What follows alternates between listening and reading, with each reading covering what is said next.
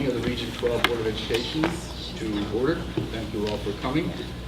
Monday, October 6, 2014. Susan, would you take attendance, please? Valerie Anderson. Here. Tony Bedini. Here. Alan Brown. Yes. Gregory Cava. Here. Michelle Gora. Here.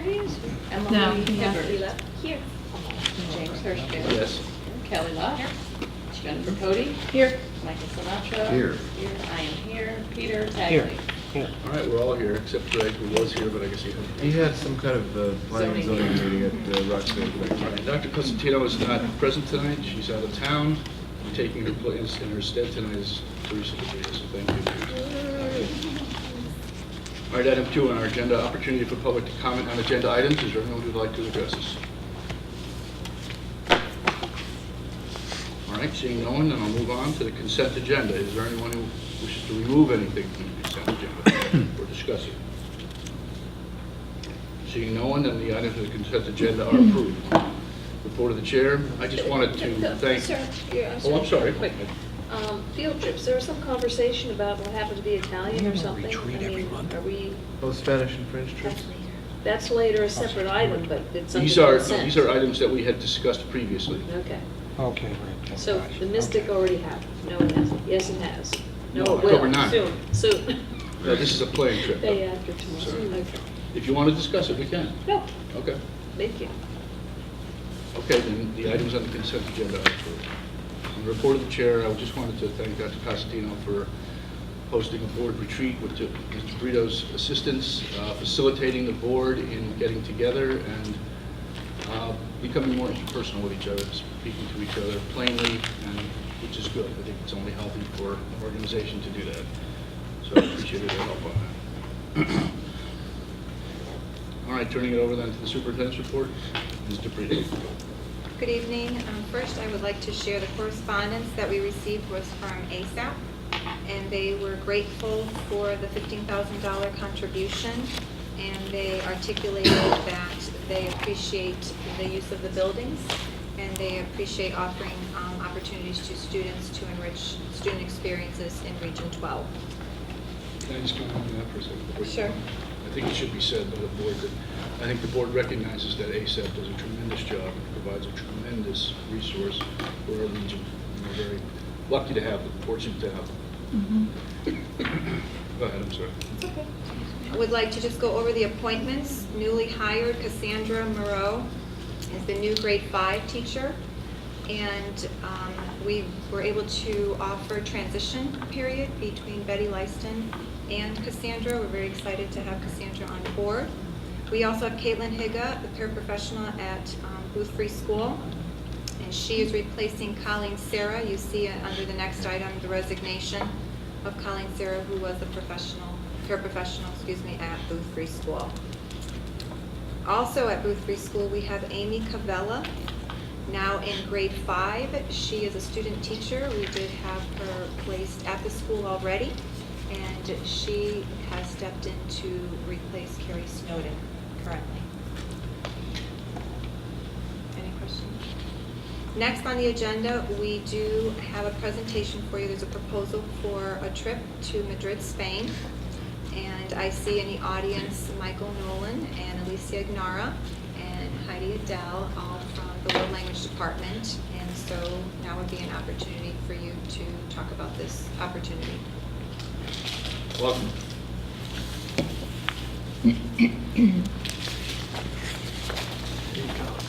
If you wouldn't mind just taking one back in the town. Sure, no problem. Thank you. Folks, just identify yourselves and then proceed. Thanks. Sure, this is my colleague Alicia Ignara and Mike Nolan. Thanks for having us tonight. We're just going to very briefly explain the trip and then open it up if you have any questions. We're proposing to take a group of students, a minimum of 12, a maximum of 24, to Spain during our April break, leaving on Saturday, April 11th, returning Monday, April 20th. Included in the trip are the round-trip flights, our hotel stay, breakfast and dinner, and we'd have a 24-hour tour manager with us. We'd be bused from destination to destination. There's a copy of the itinerary here. We would fly into Madrid, travel from Madrid to Toledo, Córdoba, Sevilla, Granada, and end at the Costa del Sol. One of our main learning objectives would be to make connections with the literature that the students study, including in Senorita Ignara's Spanish 5 class. Also, the students would be expected to order food in Spanish and use Spanish as much as possible. We actually went in 2007, and we took over a karaoke place as well, so we sang in Spanish, and Mr. Hirschfield's daughter participated in that activity as well. So that was the last time And we have some traveled footage. there. So it's a great opportunity to connect with the kids, learn in the classroom, and for them to practice in a real-life setting, in a safe setting as well. So if you have any questions, we'd be happy to answer them. Yes? Everyone has to pay their own fee, which is what, $35.60? Yes, ma'am. And are we giving any help to those who can't quite make almost $4,000 travel expense? Good question. Our plan is to apply for a Connecticut Community Foundation grant and to kind of mirror the process that was used last year with the Canada trip, where we would identify, we have a protocol in place to identify families who need the help and then provide them the help accordingly.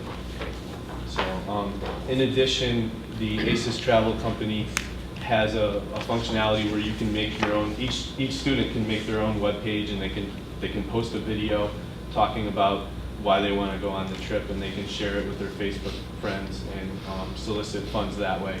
And people can actually donate to the trip using a credit card.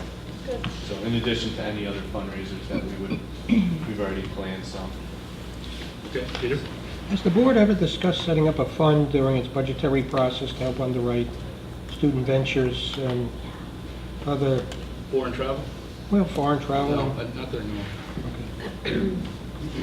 Anyone else? Great I'd Are be you happy looking- to request it, just saying. Yeah. That would be great from our end, because that's a frequent challenge for us. Susan? 2 chaperones for up to 20 The children? way it works is for every 6 paying participants, a chaperone would come. So if we were to have 18 kids, we would have 3 chaperones, so 1-to-6 ratio. Anyone else? Does anyone would like to make a motion to approve this? or- So moved. Second. Is there any further discussion? Hearing none, all those in favor say aye. Aye. Any opposed? Any abstain? No. Thank you. I Oh, just I'm had a sorry, question. discussion. Yeah, I was like, where did the discussion Yeah. go? Do you know how I'm many students you have interested so far? We have a meeting lined up for tomorrow night. Oh, okay. So I know that Senorita has. Yeah, as of right now, I have between my level 3 and my level 5 students, about 19 students with what I consider genuine interest, meaning they've actually talked to their parent or guardian about it, and they're not just fantasizing and saving in their piggy bank. So we've got 19 just from my half of the high school students. Wow. That's great. Great. I think I have about 10 or 12 that have expressed And you need interest. 12 to go. Correct. Okay, it sounds like Yeah. you might make it. Yeah. Hopefully, Yeah. we're hoping. Is anyone else? Oh, sorry. Hey, Peter? just make a comment, that's when we discussed this in the past about alumni association. This is how, things like that which the board needs to pursue, an alumni association would help provide funds for things like this. We really need to take a, we get to, at some point, take a look at something like that. Okay. It would help underwrite a lot of things that many students want to go, can't go, I mean, due to expense. It seems to me that the board should be able to find some method out of a $22 million budget to try and give itself a little boost. You know. All right, thank you. Valerie? I think that's a great idea, Peter, and I'd like to see that maybe remembered when we start building the budget again.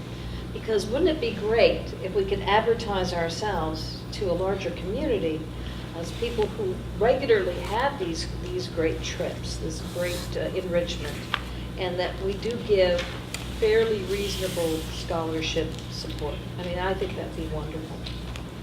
And we can afford it. Okay. Anyone else? All right, there's a motion on the floor, I'm sorry, to approve the trip. All those in favor say aye. Aye. Any opposed? I'm sorry? The second vote. Yeah, this is a second vote. Any opposed? Any abstain? All right, it's unanimous. Thank you very much. Thank you very much. Thank you. Good luck. And I'm sure that you'll report back if there's any need to. All right, thanks. Next on the agenda, we have Heidi Adele, who will be presenting regarding the Quebec trip, similar to the experience that they had last year. Hi, I have, if you'd like, your own brochure here, and I'm going to pass around the binder, which I know Mr. Geeson likes to look at, all the safety protocols and all that. This is exactly, pretty much the same trip as last year. And last year, as you know, if you were at the presentation that the students made, it was very successful. We feel that there was a lot of genuine interest in the staying with the host families, which was a big relief for me because the first trip we did was at a hotel, and I felt it lacked that let's really find out what the culture is about. So I was very pleased with that. This year we had a little informational meeting pending board approval, and this meeting, a large number of 8th grade parents and their showed up. So I think there's a lot of 8th graders, high school. I'm not so sure about this year because a lot of them went last year, but we have at least 3 people who want to go again. So the price of the trip, I'm not quite sure there's enough brochures, I hope so, almost. The price of the trip is around $800. Unfortunately, the grant that we applied for last year is only offered once this year, so it's not available until, I think, after the trip.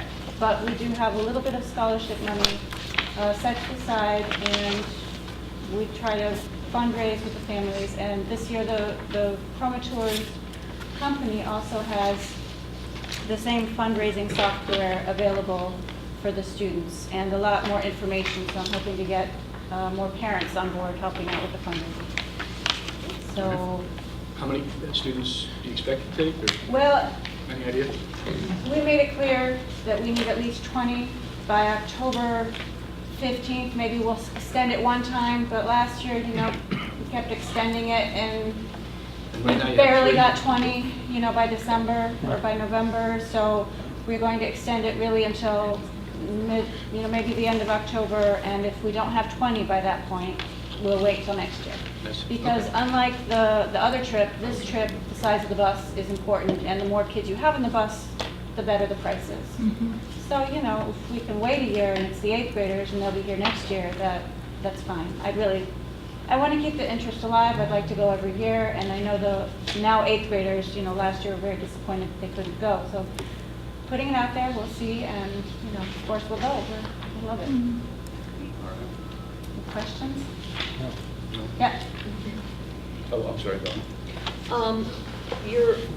Your student audience is mainly 8th graders? You go No, to it's high 8th school? through 12th. Yeah, okay. But I you had find a several lot high more. school students tell me they were interested, but they have yet to send me the email requesting the information. So I have about 5 high school students that seem like definite candidates, Mhm. and some others maybe.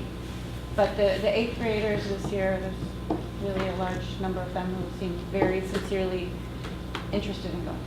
And as I recall, we had a really nice presentation Yeah. afterwards, and the enthusiasm of the kids was Yes. amazing. No, we want to do that again. That's wonderful. Part of the reason for that presentation was the grant, because they require us to present to the community, but I think that was just such a good idea that we'll do it again.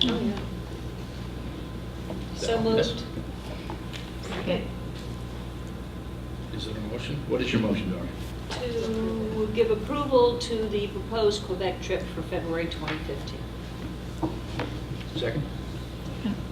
Is there any discussion? It's not definite, right? But it's hopeful. It's helpful. All right, all those in favor? I'm sorry, Michelle? I just wanted to ask if you guys are thinking about doing a trip to France or a different. I've thought about it. It's a numbers game, to be honest. You know, if I felt like there were enough kids, and part of it too is it's just since we have Canada so close, it's accessible, Yeah. and I know I can find the money somehow to make it accessible to even those students who can't come. Whereas France, it's a little harder. Every once in a while I mention it to the students, so I would definitely consider it. I just was thinking,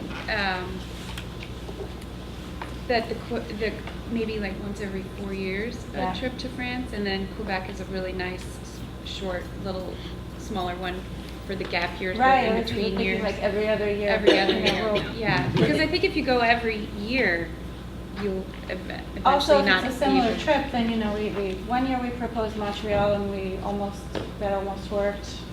Didn't quite have enough students and there was a change in the middle school faculty at that time. We weren't 6 through 12, so that kind of impacted the decision not to go. Right. But other than that, we'd definitely consider it. It's just a matter of getting the ball rolling and getting the students on board Mhm. and interested. Do you have a question? Val? We used to do that.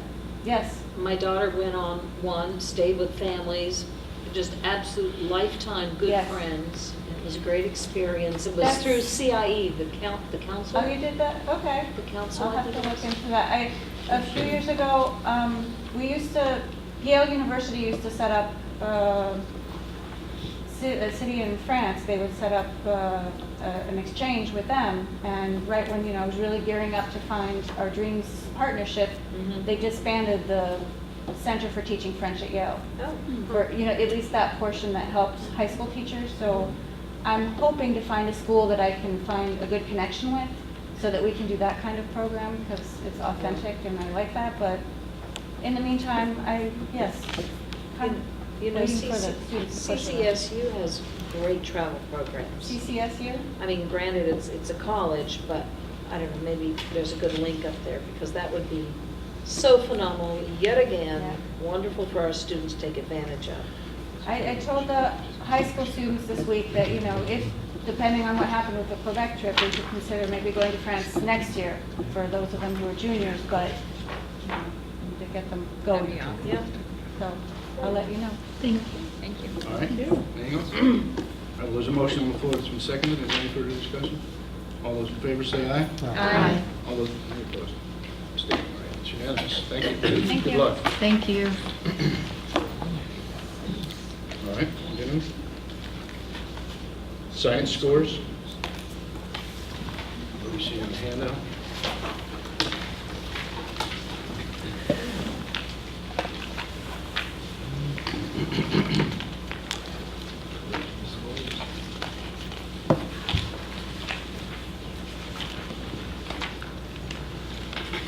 Every fall, we share the results of the standardized assessments.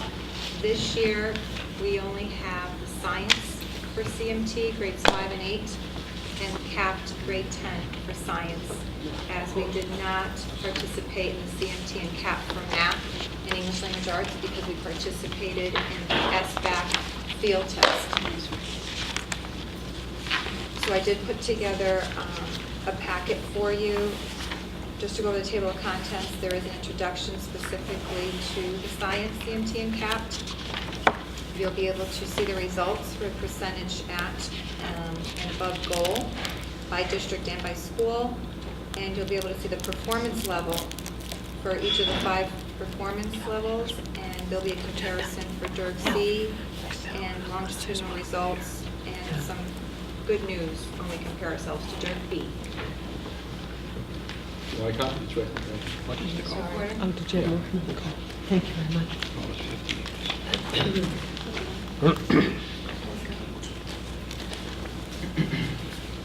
I'm sorry. Okay. You're welcome.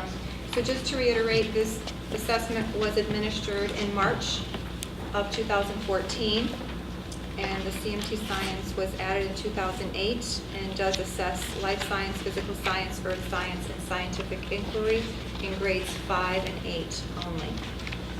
The CAPT really looks at the application of these concepts in real-world situations, specifically scientific inquiry and reasoning.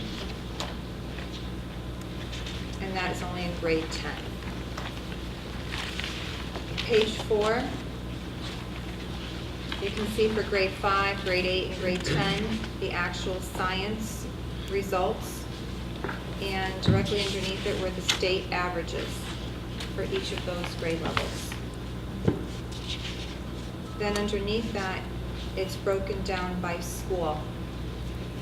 The percent at goal and above goal by school for grade 5, and then grades 8 and 10 at Chappaqua.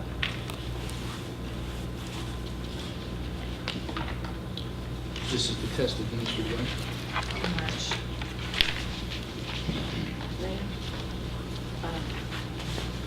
Do you have any sense of whether the differences are statistically significant? Because they seem so much higher than the state averages.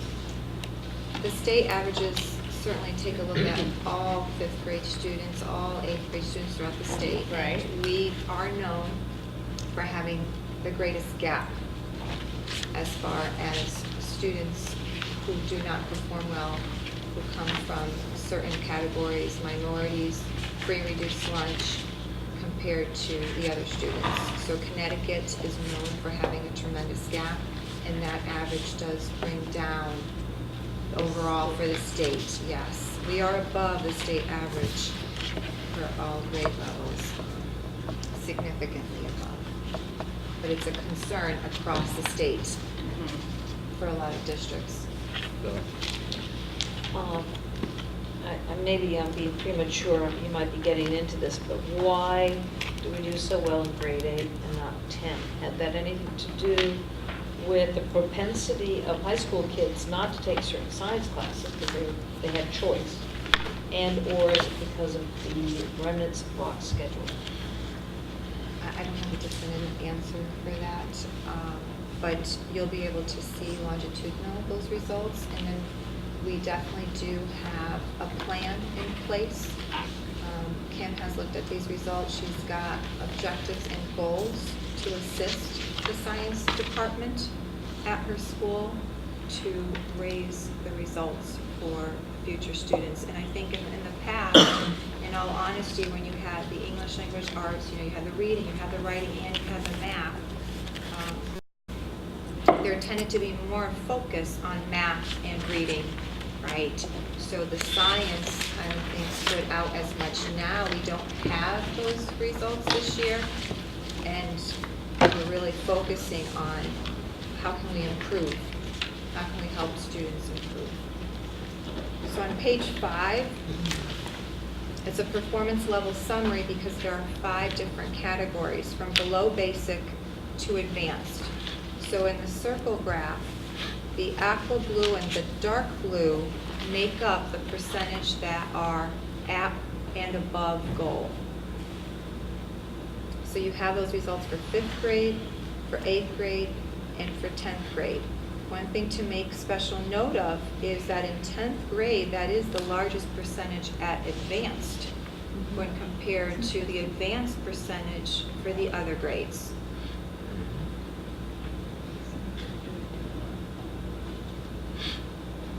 You should also note the proficient is at 90%.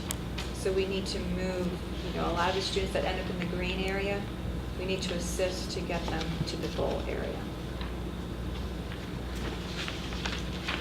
Michelle? Teresa, will you just remind us, all students take this test? Yes. Students with special needs? too? Absolutely, yes. We Okay. accommodate them, we provide whatever accommodations are indicated in their IEPs. And yes, everyone takes CMT or CAT. Okay. The following 3 pages, I'm sorry, Mike. Just a question for you. In terms of like when we're looking at Dirk C. yes, those are about next 3 pages. Yeah, and we're looking at, our position there, and I'm just wondering if we've ever gone to some of the districts like Region 17, for example, for grade 10, 74.7%.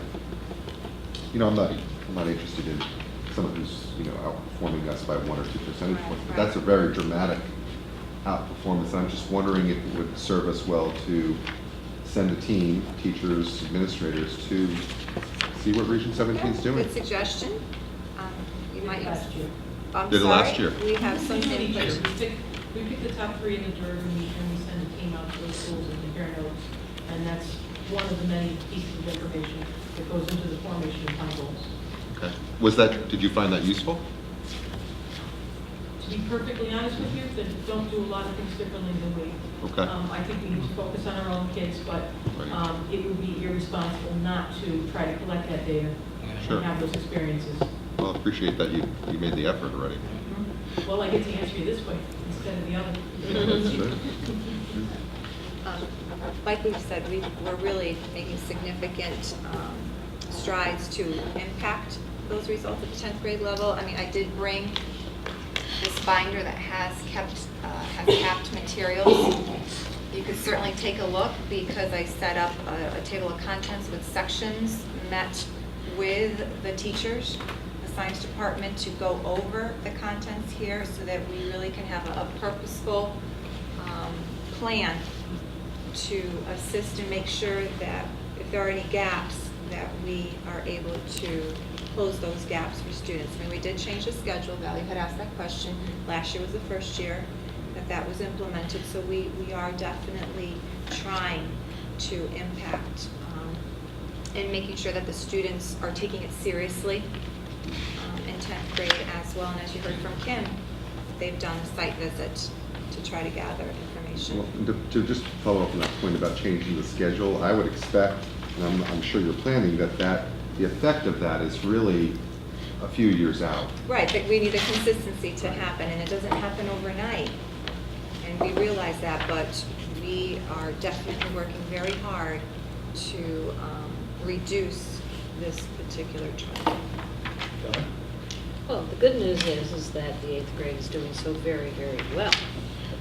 And the 5th grade, but spectacular work for the 8th grade. And I think I understand grade 10 because everyone has divergent interests at that point, but of course that doesn't help the situation because we're being compared with everyone else that way.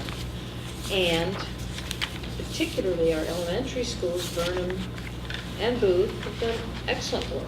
So, and Washington Primary, but pretty outstanding with those smart kids in Bridgewater. All right, anyone else? Go ahead. So the next 3 pages, 6, 7, and 8, are the representative DIRG C rankings. And in the last page, I know you like to look at particular cohorts of students, how they did in 5th grade, how they did in 8th, how they did in 10th, although there is no vertical alignment for the science. It's not like we're comparing apples to apples, so I just want to caution you there, but I know that you value this type of information.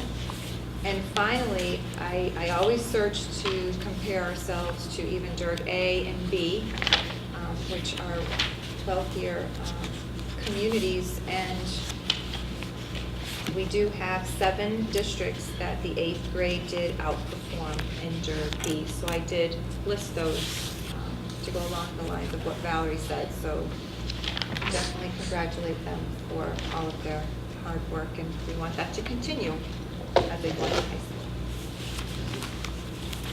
school. I just need to, if you could just at least walk me through It's how to read this. color-coded. So the grade 5 in 2008 was the grade 8 in 2011. So you follow the color coding, the green, the dark green, and then they were 10th graders in 2013, which is right here. Okay. Okay, so you're following that.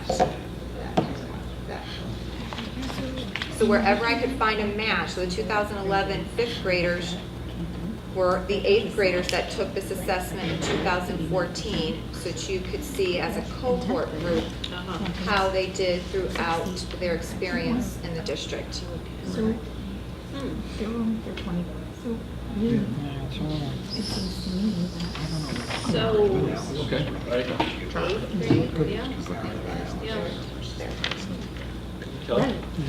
There are high school students taking SAT subject tests Hold on, in please. biology, chemistry, physics.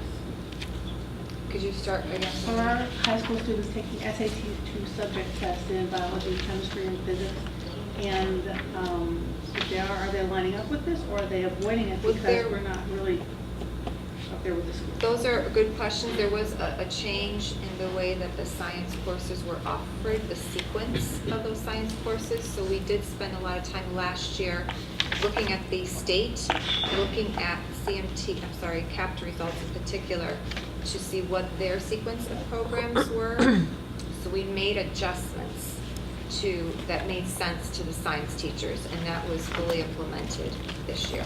But do they take biology, chemistry, physics? Yes, they Because you do. can take an SAT 2 subject test any time of the year. They're very frequently offered. It's not like AP where there's only one shot, so even if you have a, There's no requirement. no, you can, but Yes, they're yes, offered, okay, they're sure. offered throughout the year, unlike an AP test, which is only offered in May. So even if you have a block schedule and do it all in the fall, you could take your test in December, or you could take it in June, or whatever you'd like. Are our kids taking these tests, or?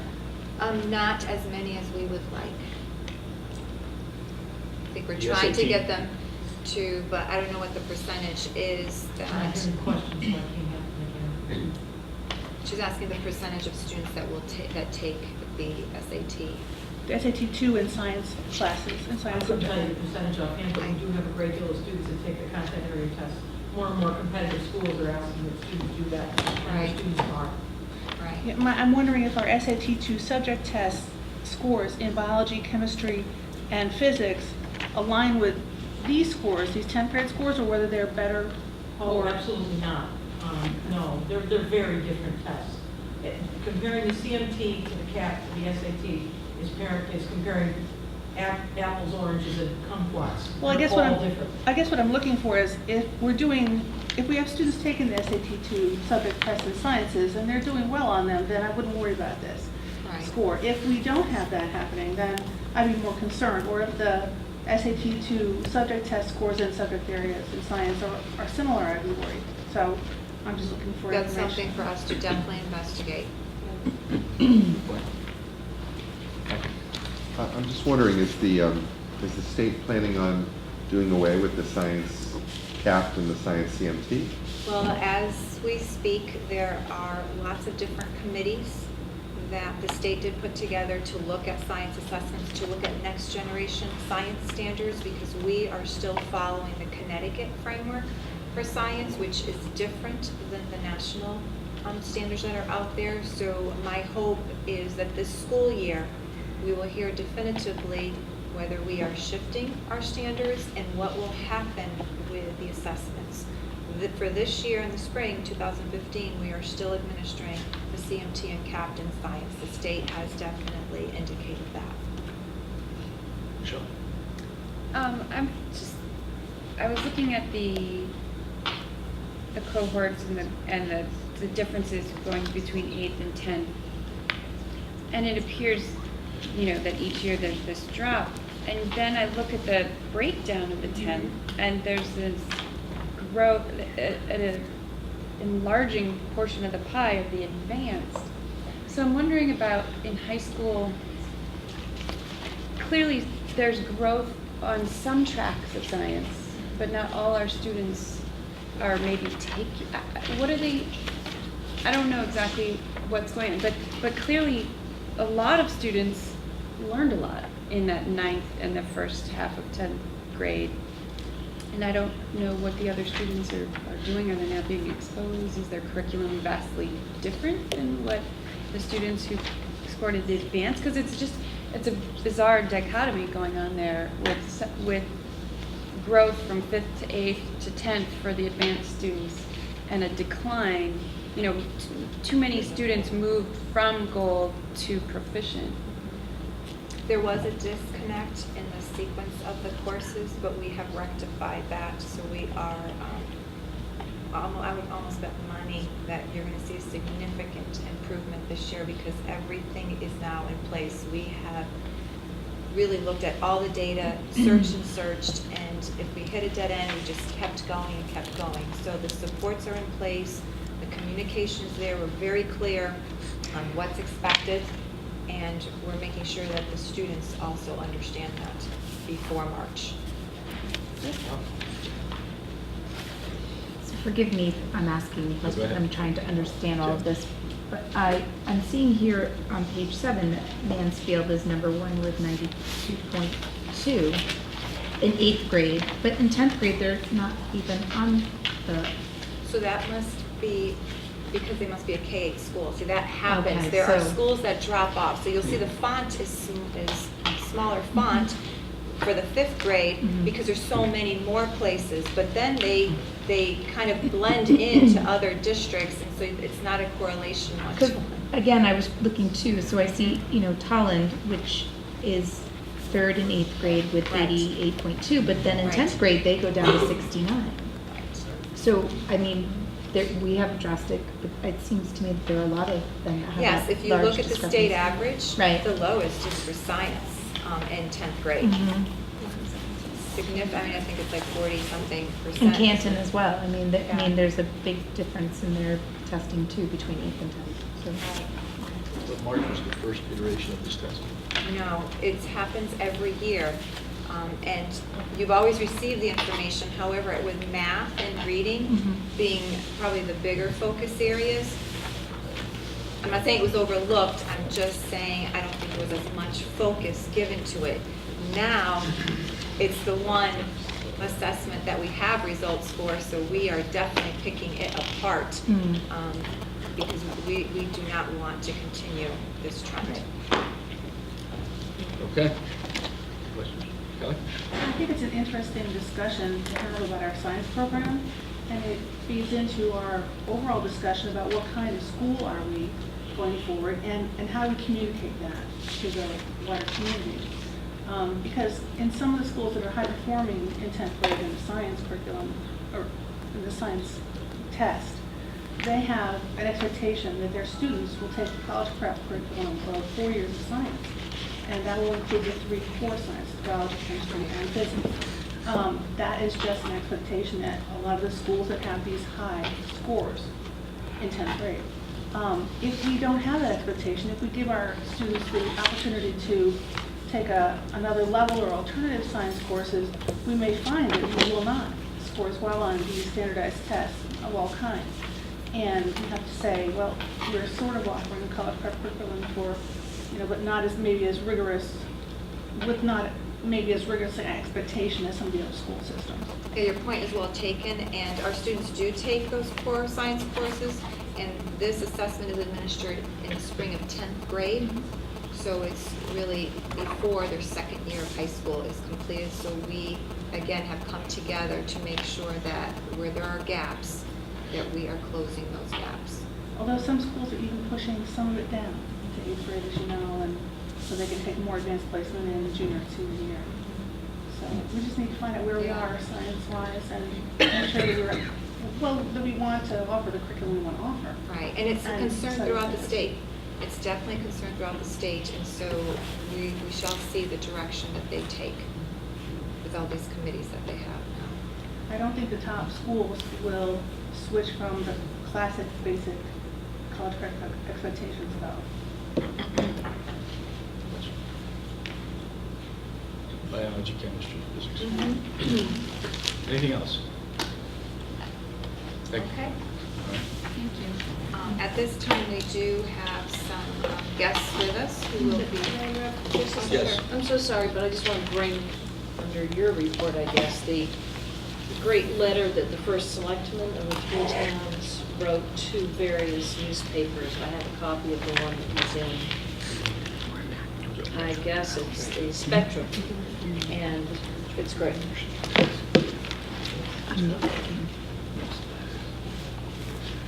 Yes, it was. I read it as well. Thank you. All right, go ahead. We do have a presentation from 2 different organizations. This is in respect to the Community Relations and Communication Services. And so we do have Donosky and Associates and Visual Impact, who will be presenting this evening, as well as Baldwin Media Marketing. All right. And so, Welcome. Yeah. Who's ever first, did you talk to me? You take whoever's ready. Donosky? Donosky and Associates and Visual Impact. The other is waiting outside. Okay, thank you.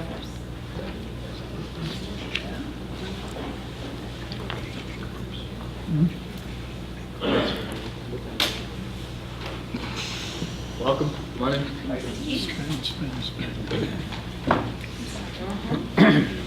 So just waiting for the PowerPoint to be hooked up. We have a multimedia shop. Okay, good.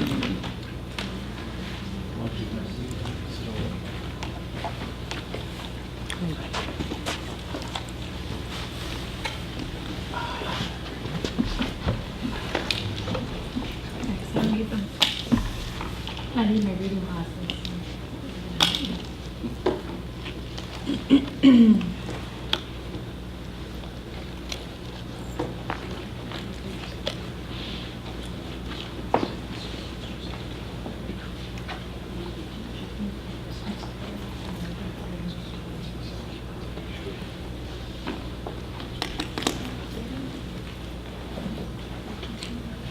Well, thank you very much. We appreciate the opportunity to be here, and we appreciate the opportunity to present a proposal for your community relations and communication services.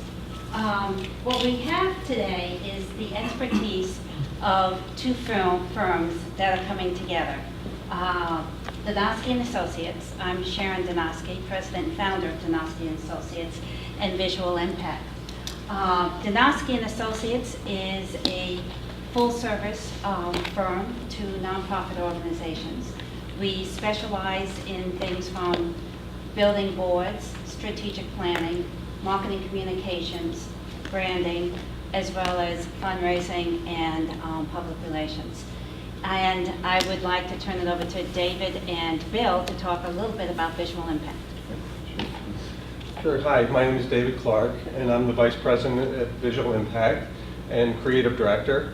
And my background is I ran a full-service advertising agency in Danbury for 24 years, and with the emphasis on conceptual campaign thinking and graphic design services, and we also did media planning and scheduling and marketing, strategic market planning as well. So that's what we would be bringing in is that expertise in advertising. And this is my partner, Bill McCann. And you want to say a little bit about yourself, Bill? Sure. Dave and I formed Visual Impact back in 2007. I had run an imaging company called Putnam Imaging Center in Danbury for many years, concentrating on display graphics and graphic design for all sorts of clientele, from corporate to nonprofit and a lot of institutional clients as well. We've serviced many of the local public and private schools and local colleges for their graphic display needs over the last 30-some odd years. Yeah. So we have the combined capabilities now, not only for the creative services, but to do the large display format print production. We do that all in-house in Danbury. All right. And so what we'd like to do is share with you a little bit more about the team who'll be together. You just heard from David and Bill. I'm Sharon Donosky. My specialty has been in marketing and communications, as well as building boards and fundraising. I'd like to introduce Dr. Larry Smartroff. Good evening. Good evening. Former Dean of Community and Economic Development at Naugatuck Valley Community College, where I spend most of the time working out in the communities, very often with school systems. I'm Organizational Effectiveness and Learning for Donosky and Associates. And Peter Roach. I'm a former journalist. I've been working as a specialist in media relations for many years. I'm also a professor at Long Island University in media and communications. And I would also like to mention that Peter has a daughter who is a senior at Chapag, as well as a son who's a sophomore. And I have also been involved with Chapag as I will now be his daughter's advisor for her senior project. It's my second senior project that I've been involved in, and I've been involved in a number of career days. So we have familiarity in the educational system and with Chapag. And in addition, we've done work for the Harvey School, which is located in Bedford. Graston City Charter Schools, we're currently doing strategic planning for them. South Kent School, where Peter did a full communications plan and rollout. Trinity Pauling School, the Gunnery, WestCon, which was doing all the graphics. So we have a good, solid, and Chapag, so we have a good, solid background in education, which was something that you had mentioned as important in the RFP. We want to share with you our approach, and what we do is we take a very strategic approach. And if anyone read or looked at last month's Harvard Business Review, the think, feel, do is kind of a common mantra that you've been hearing, but it's actually been around for probably a couple of years, and it's part of what we do as marketing strategy. And the think is, what do you want people to think, know, or understand? So as it applies to your school and what your objectives are, what are the factual things that people should cognitively relate to? But we also know that people make decisions with their hearts. So how do you want people to feel or respond? What is it that they want to feel about the school? Because certainly graduates, and I was ironically at a wedding of one of your graduates about 2 weeks ago who's still speaking favorably about the experience he had here. He went on to become a CPA, 5-year school down at Wake Forest. He's working for one of the big 4, doing extremely well, and he credits the education he got here. So that's a very visceral, intuitive kind of feeling that he has. And then finally, when you take those two things, the most important thing is, what specific action do you want people to take? And in this case, I'm sure the action you want is them to choose Chapag School. So you have to put those 3 together in order to have an effective strategic approach. The first thing we will begin with is the community assessment. We begin with the questions that say, who is your audience? Who is it that you're looking to attract here? What are they thinking? What is their decision-making process? How do they choose? Why do they choose? What are the hot button issues that are important to them? And then you blend that with the answers. And we find the answers by actually talking to people. We talk to current parents. We believe we should talk to former parents. We should talk to former students like John, who had such a great experience here, as well as future parents. What are they thinking about before they're deciding what school their child should go to? We will do this through the privacy of a survey, using SurveyMonkey, and being able to work with a viable database that we would rely on you pulling together for us. But in addition, we would look to the discussion of focus groups, because it's not just quantitative information we want. We also want to blend in the qualitative and anecdotal information so that we can really understand what the experience is that people are looking for.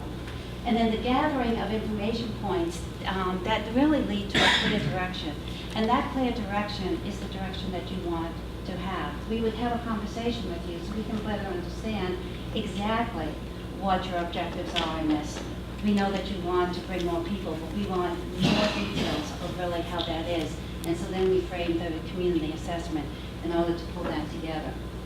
The next thing that we do is really look to draft what we call key messages. Ironically, Peter and I this Thursday are going to speak at a national forum down in Washington, D.C. for BoardSource, and the topic is how to develop the key messages.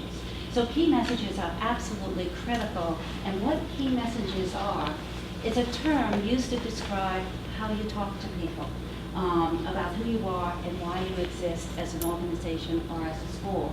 It communicates key points consistently so that everyone is on the same page very easily. We know that communication can happen formally and informally. It happens formally when you have the collateral materials, the marketing materials that you're strategically aiming it at. It also happens informally when you're in the grocery store, or you're, at your local bank, or, you're in the workplace. When parents are in the workplace, when teachers are in the workplace, what is it that they are consistently saying about your school? That's where your key messages come in. So think about what you want people to know about your school and your purpose. You develop a few core key messages. You don't have 26 key messages. We're getting into an election season, and you can see and watch all of the ads. And what happens is you don't talk about 27 things. You talk about 3. And you talk about what you're going to do with those 3 key issues. As a people, we can no longer remember, it could be probably ever, we're going to do 27 different things. What are the most important things? And you distill those down. You keep the language simple, and you use analogies and personal stories, and you also use the graphics and images. You provide evidence such as numbers, so that's where you get, the statistics and your outcomes and the impact that you already have. And then you're consistent with your delivery and you highlight what is relevant to the issues that you want. We communicate those with images. So it's at this point in the process, once we have the feedback from the community and we have the key messages, that we bring in the visual impact that we want to have.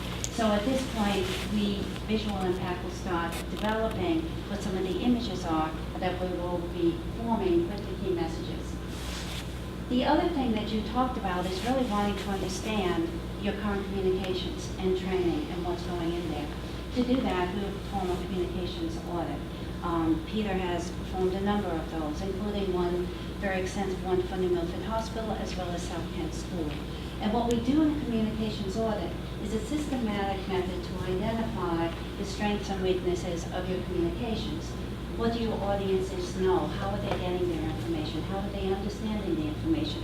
What are they receiving? And we compare that against what you want them to know and want to receive. And we do the basic gap analyses, and then we do the what if analyses, and we put those two things together so we have a very clear picture of what you want to communicate and what you are communicating, and then we bridge that gap between the two to develop what ultimately becomes your communications plan.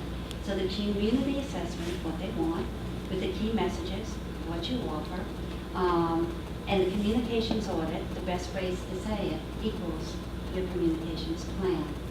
So the communications plan, what are you communicating, to whom, how frequently, by what means, and are you getting the outcomes you want? And we embed outcomes, expected outcomes, into the package.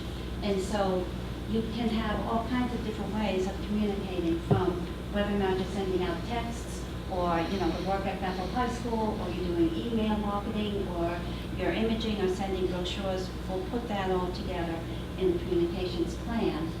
And the steps that we take is, the next step is to work with you, set specific objectives of what you're looking for. Right now, some of the objectives are a little bit vague in terms of where you want to attract people. Kids from, how you want to do that, would be so that or vague to us. So we want very specified objectives that we can work with. Develop the communications plan, and then determine the requirements for implementation. It's very difficult at this point to say that you want 5,000 brochures to go to 5,000 people here. We have no idea how many. We have no idea what the means and what the methods are going to be.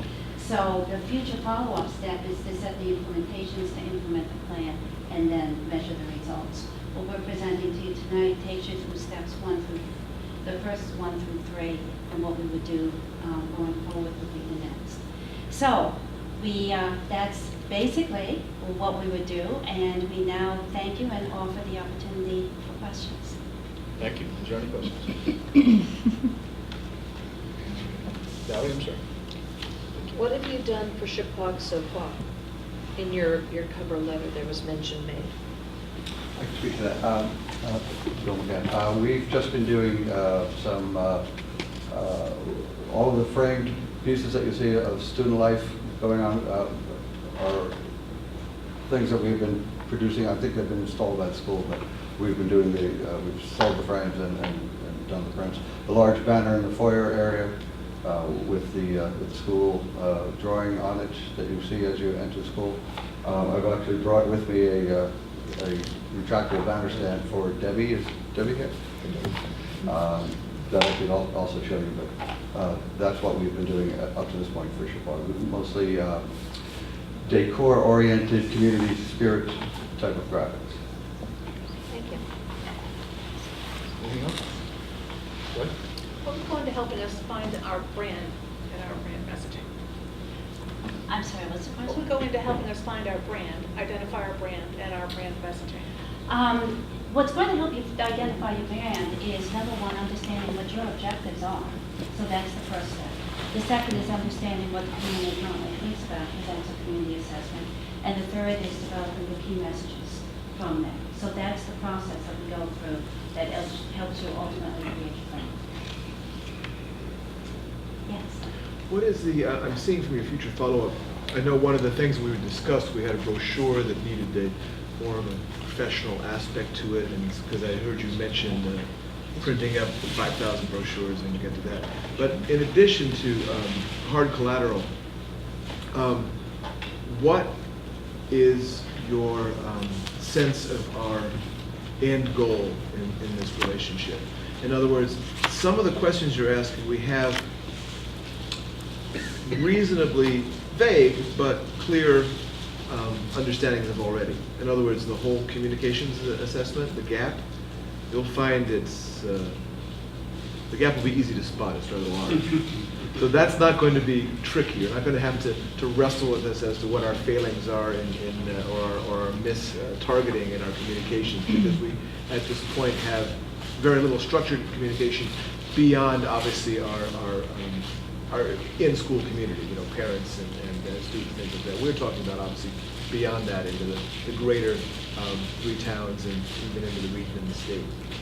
So as far as once the assessment is done, are you, as part of this, intending to present us with solutions, or are you intending to implement and take over, for instance, the handling of our public image for a temporary or a permanent amount of time? We're not looking to, quote unquote, take it over, but we are looking to give you the solutions that you need, the blueprint, the playbook of exactly how you need to do that. If you wish us to take it over, that would be a conversation for a future day. But when we look at the community assessment, we're not looking for, how big the gap is or what you're not doing correctly. What we're really looking for is what are people looking for? Whenever you're talking about how you do marketing, you've got supply and demand. So what is the demand that the community is having, and how can you best go about supplying that? And then once you figure that out, and that's the basis of doing the assessment and then the key messaging, once we do that and we match those 2 things together, then we can begin to effectively communicate it. We're not sure at this point in the game if brochures are the best way. I think that, the automatic thing is, well, our communications isn't great, let's do a brochure. That never solves anything. What you really want to understand is what is the key thing for people to be, what is the key thing for you to be communicating, in what ways, so that people hear your message, it resonates with them, and they make a choice. And that's back to our think, feel, do. So we want people to think about you very cognitively, the positive things about you, the outcomes, the impact you have. We want them to feel that this is the right place for their kids, and we want them to act upon it. That's the whole purpose of what we're looking to do with this. Got it. Me? Sure. So if I'm hearing you correctly, basically it's assembling information is the main thrust of what you intend to do over time. And other than, it looks like, what do you mean by collateral development? Collateral development would be what brochures, what newsletters, what e-newsletters, what marketing materials do you need? So the collateral is marketing materials. We're not just gathering information. We're gathering information to pull that information into a very cohesive plan that says you need to do this, you need to do that, you need to do the other thing, you need to do the fourth thing. Sharon, if you mind. Also, in the creative development, after the audit is complete, you might not even find that you need to do a newsletter. Then maybe a direct mail campaign might be needed. Maybe it's something that we could do online. It could be done through, constant contact or some sort of other electronic distribution. So again, to Sharon's point, is the audit is important because we're really not sure what's going to be best to get the people into the school system that you're looking to get in here yet. Yeah. So for us to come up with advice in a void doesn't really make much sense.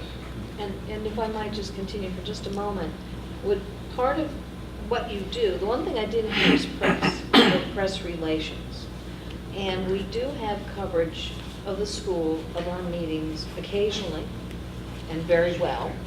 But we're in the middle of nowhere, and there's a limited pool of reporters that, and they usually, like tonight, we had a town meeting in the town of Washington. So you know, everyone's kind of stretched thin.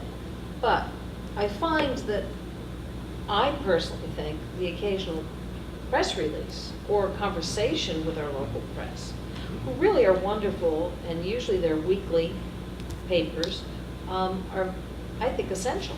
Well, part of a communications, in a second I'll turn it over to Peter, but part of a communications plan includes media relations, includes press releases, and includes, a communications plan includes every element that you are using to communicate your message. Including visitors from out of state.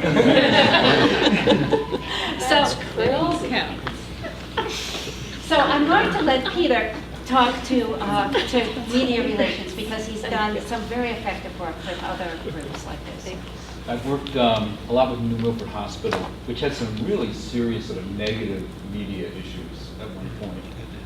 Back when they wanted me to come in. At the time, they had a big board and management change. The director was replaced unexpectedly and dramatically. It had a negative effect on the community. So I dealt with that.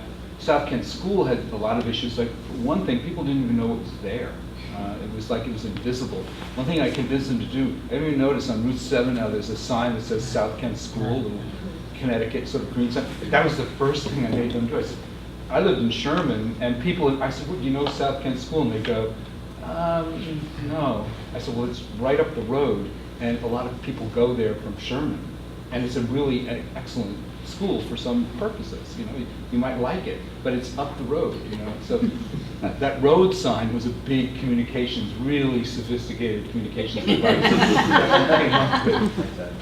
Real high tech. And I have to say, I love Chapala. My kids go here. I love it. I actually encourage them to go there.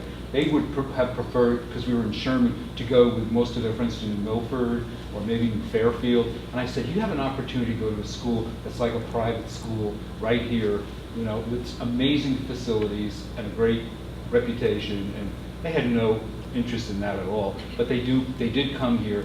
And I have to say, my daughter's a senior. She has had a wonderful experience. If you can share just what some of the experiences were like for people like my daughter, who came here and thrived and blossomed and love it and made friends. It's just the size and the scope and the facilities, and some of the marvelous teachers are a real marvel. I mean, I hate to see the school dwindle, you know, which I see happening. And it doesn't have to happen, I don't think. In one way, is press, we do have a solid press corps here in this area.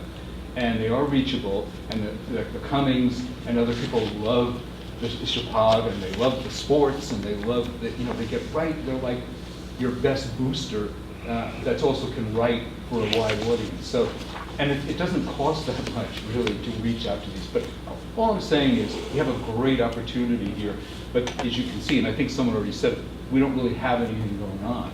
So if you want things to kind of perk up, you got to do something. Yeah. So. And that's what we're proposing here tonight. Yeah. Well, first of all, I just want to apologize. That wasn't a comment on your presentation. I didn't set that off or anything. It wasn't like a hook or anything like that. I know when you were showing us your client list, most of your clients are private schools. And this is something that we're struggling with as a board, because it's not typical for a public school to hire communication specialists like yourself. And so I'm wondering what technique or what idea, other than the sign, which might be a very valid idea, that has worked for you in a private school that you think might easily transfer here. I think I've worked with a couple of private schools. I was actually on the board of a private school over in Poland, which is at foundation level, the Mizentop School. And we had a lot of issues to deal with because we really were starting from scratch.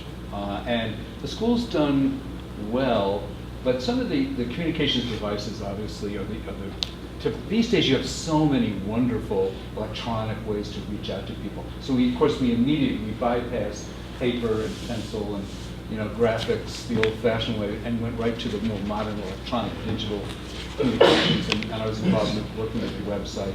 We had a lot of volunteers that helped us from the parental community, because there are a lot of usually talented people that can help reduce the cost and also know the school. South Kent was interesting because of its unusual positioning. It's a school that may not be in the top tier academically, but it is in the top tier for athletics. Like a very huge difference between their athletic prowess and their educational prowess, the SAT scores or whatever. So what we want to do is bring those two together. So we did a campaign locally to do, unpaid advertising, media placements about all the wonderful academic achievements of the school. And we started to do, where do the kids go to school? Like where do they get, when the athletes would get offers, publicize that.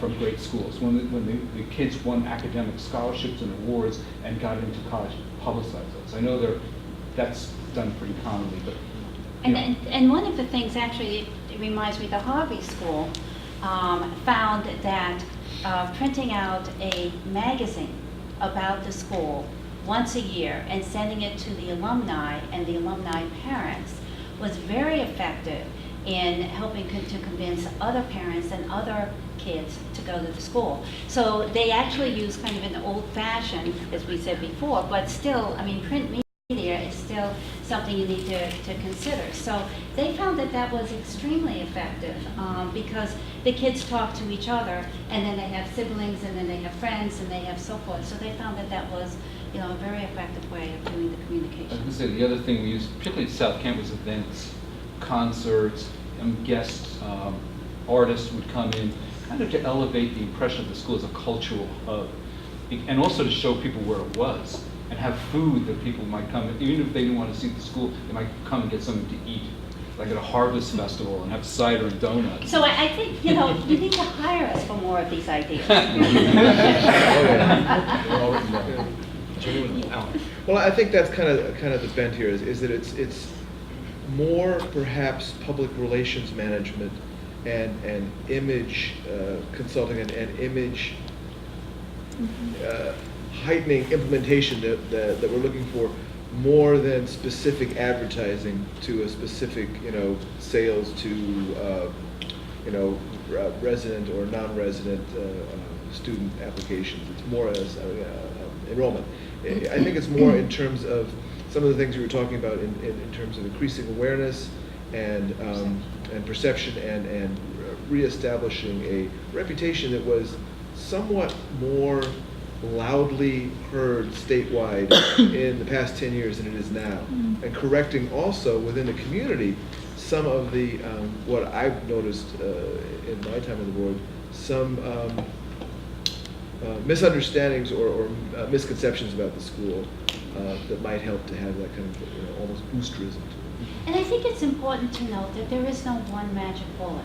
And I think that's why when we develop a communications plan, we look at all of the opportunities, from Peter was saying, from the events to what makes sense in terms of a print media, to what makes sense in terms of the PR, to what makes sense in terms of your e-communications.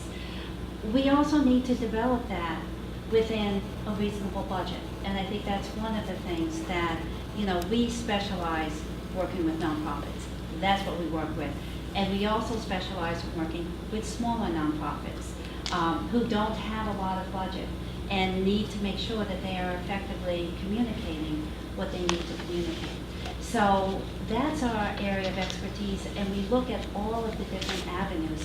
That's why we like the assessment, that's why we want to understand the key messaging, and that's why we end up doing the audit to see what's working and what's not working, and then come up with a plan that's going to work for you within your budget and achieve the objectives you want to achieve. Is, from what I could see from the proposal, that's the scope of your plan from October to June. Could we arrange for perhaps more implementation in either concurrently or sooner? I think some of that, I think we need to go through the process. You don't want to jump ahead with something like this, because in all honesty, putting any kind of a communications plan is going to require resources. It's going to require people resources and financial resources. So we really advise that you go through the process to figure out what the communications plan is. once that, and we can certainly try to do it in a shorter framework. What we're saying is 6 months. So we're really looking, to see if we can get it done more around March or so. I think at that point, what we do is we make recommendations to you that say, we think this is a plan that you should do, understand what your budget is, you understand what this will cost, and then it's a conversation. And then the implementation of that would be the next phase. All right, is there anything else? Thank you. Thank you very much. Thank you all for coming. Thank you so much. Appreciate you coming. You can leave it there, and then I'll ask You want me- principal what she wants to do with it. You want me to put it down? Do you want it up or down, Kim? The banner. Oh, I'll take care of it. You'll take care of it? Okay. Okay, terrific, thank you. Thank you.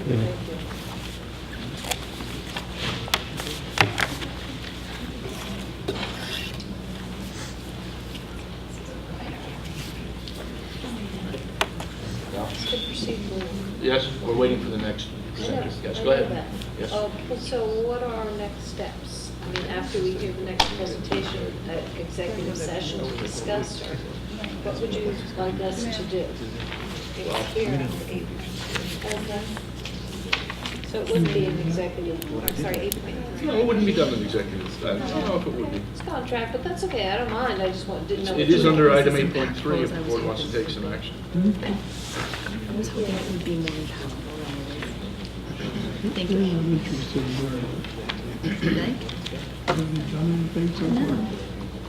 And that's why I wanted 3 separate conversations, because then you could get a sense from each separate where, right?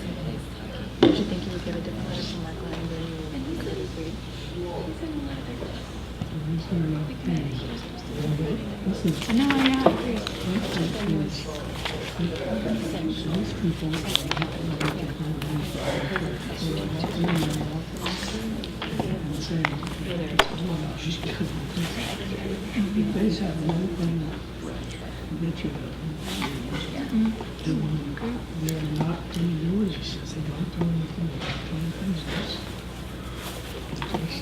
Hi. Hi, yes, this is, I'm sorry, this is Baldwin Media Marketing, LLC. Ann Baldwin. Hi, Ann. Hi. Hello. How are you? Hi, Good. Debbie. Nice to meet you. Nice to meet you. Thanks. She's been great, by the way. All right, so just go? Yes, you're on. Okay. Do I have an IT helper? I hope. Yep. Here it comes. Thank you. Yes, you do. We provide IT We helpers. should pull up the PowerPoint first on there. Thanks. While he's doing that, first of all, thank you for the opportunity to come to this beautiful town. I love it up here. And I just bought a Volkswagen Bug convertible, so it's like perfect to drive Thursday. So I am assuming that you've all had a chance to read through the proposal that we have submitted. I didn't bring the rest of my team with me. I just figured that I would give you a brief synopsis of my experience, my background, and more importantly, my proven results in working with schools. My background, just to go over briefly, I used to be that girl on the news, for those of you old enough to remember. And I don't see anybody nodding, you don't have to admit it. So that was my background. I worked at the NBC affiliate, but I've been gone for 20 years. And I started a public relations firm. And I really wonder if I should have called it that, because it's really evolved into something where I work a lot with educators, I work a lot with nonprofits, I work a lot with schools. And I'll get into that in a little bit. But I found that there are so many businesses, individuals, people that don't know how to deal with today's media. And in my personal opinion, it's getting harder and harder, especially with the emergence of social media, blogs. It's just totally unchecked these days, and we unfortunately have to live with that, but we can also use that to our advantage. And how I've really built my business is trying to strengthen. Do you want me to stand somewhere else? I didn't know I was going to be on TV tonight. Thought those days were over. So I really work hands-on. I mean, we're a small firm based out of Newington, Connecticut. We do work locally, regionally, and nationally, and especially with school systems. So I'll talk to you a little bit about, first of all, the experience. I know we're going to have a Q&A section afterwards. So in my office, there's myself. I would tell you right up front, I am the point person on a project like this. I'm the one that you're going to deal with. I'm the one that's going to come here.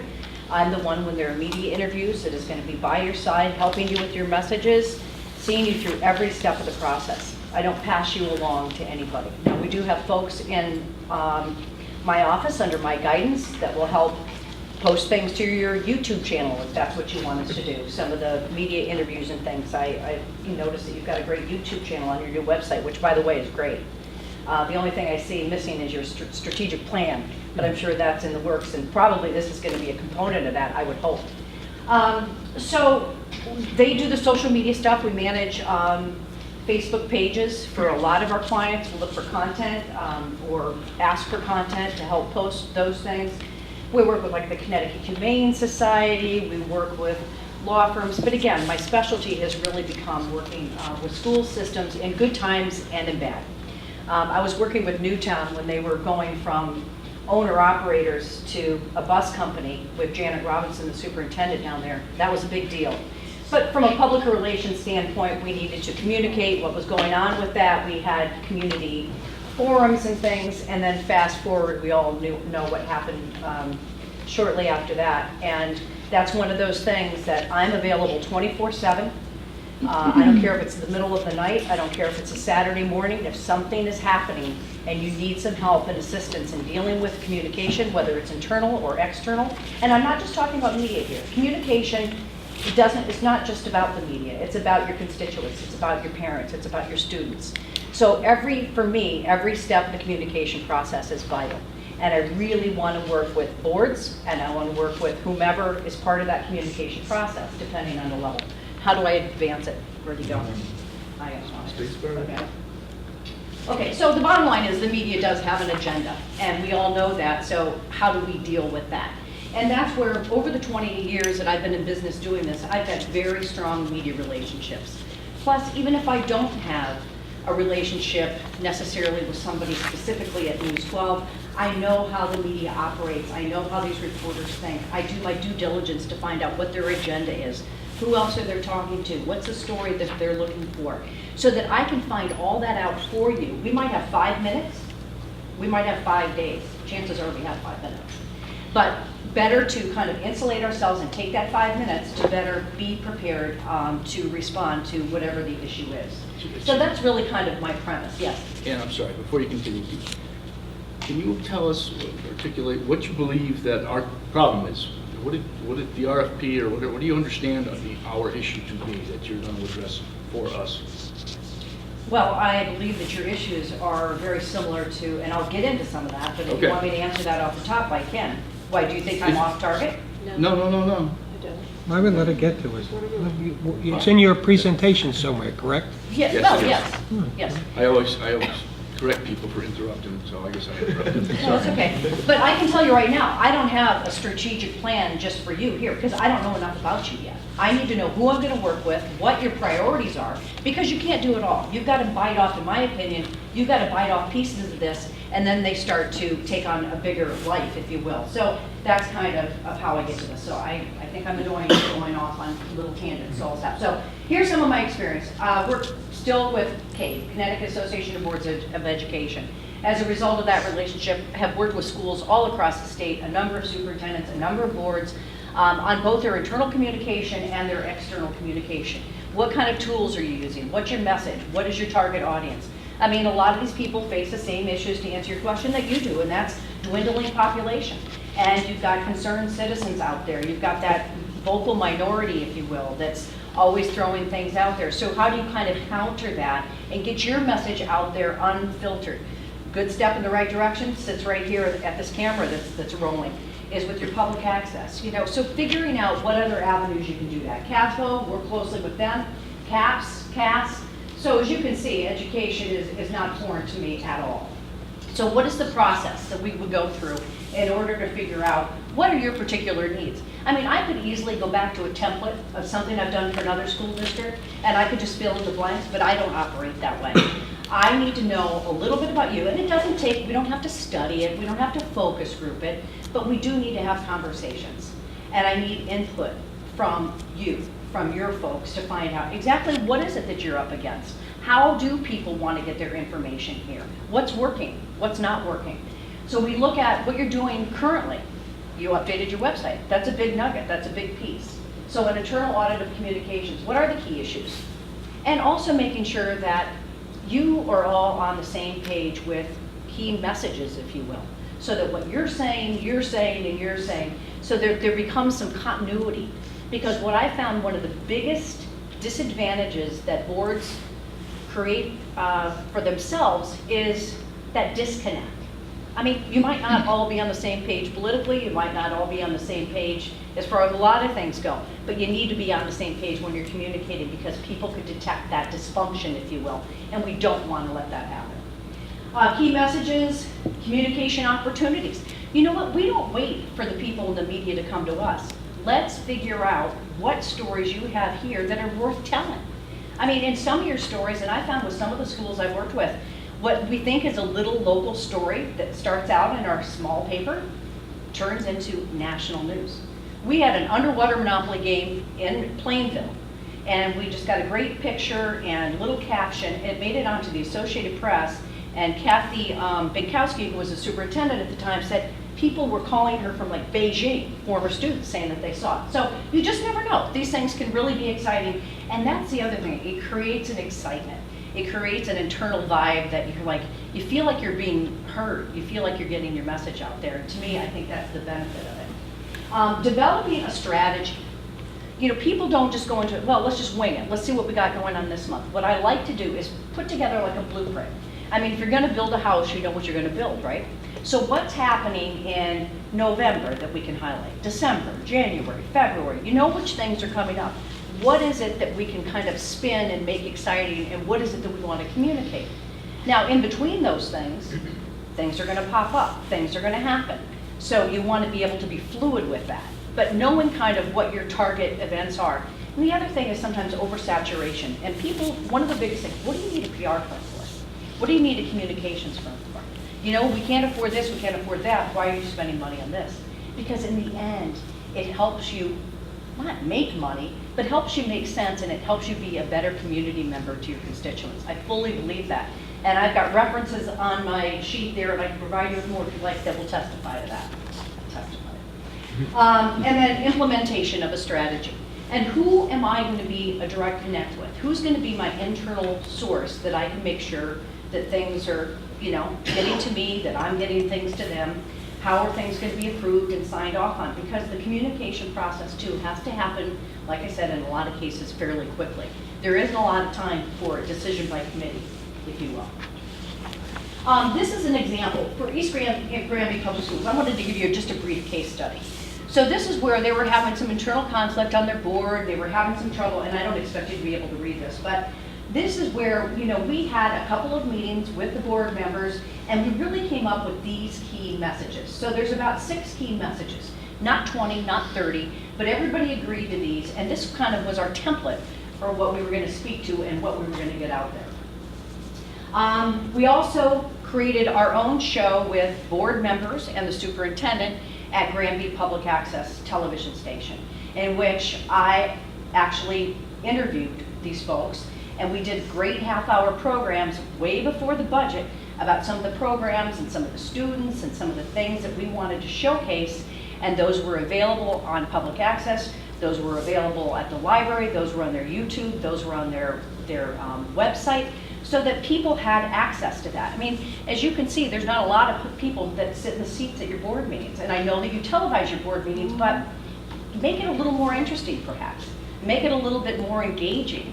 And there are ways that you can do that.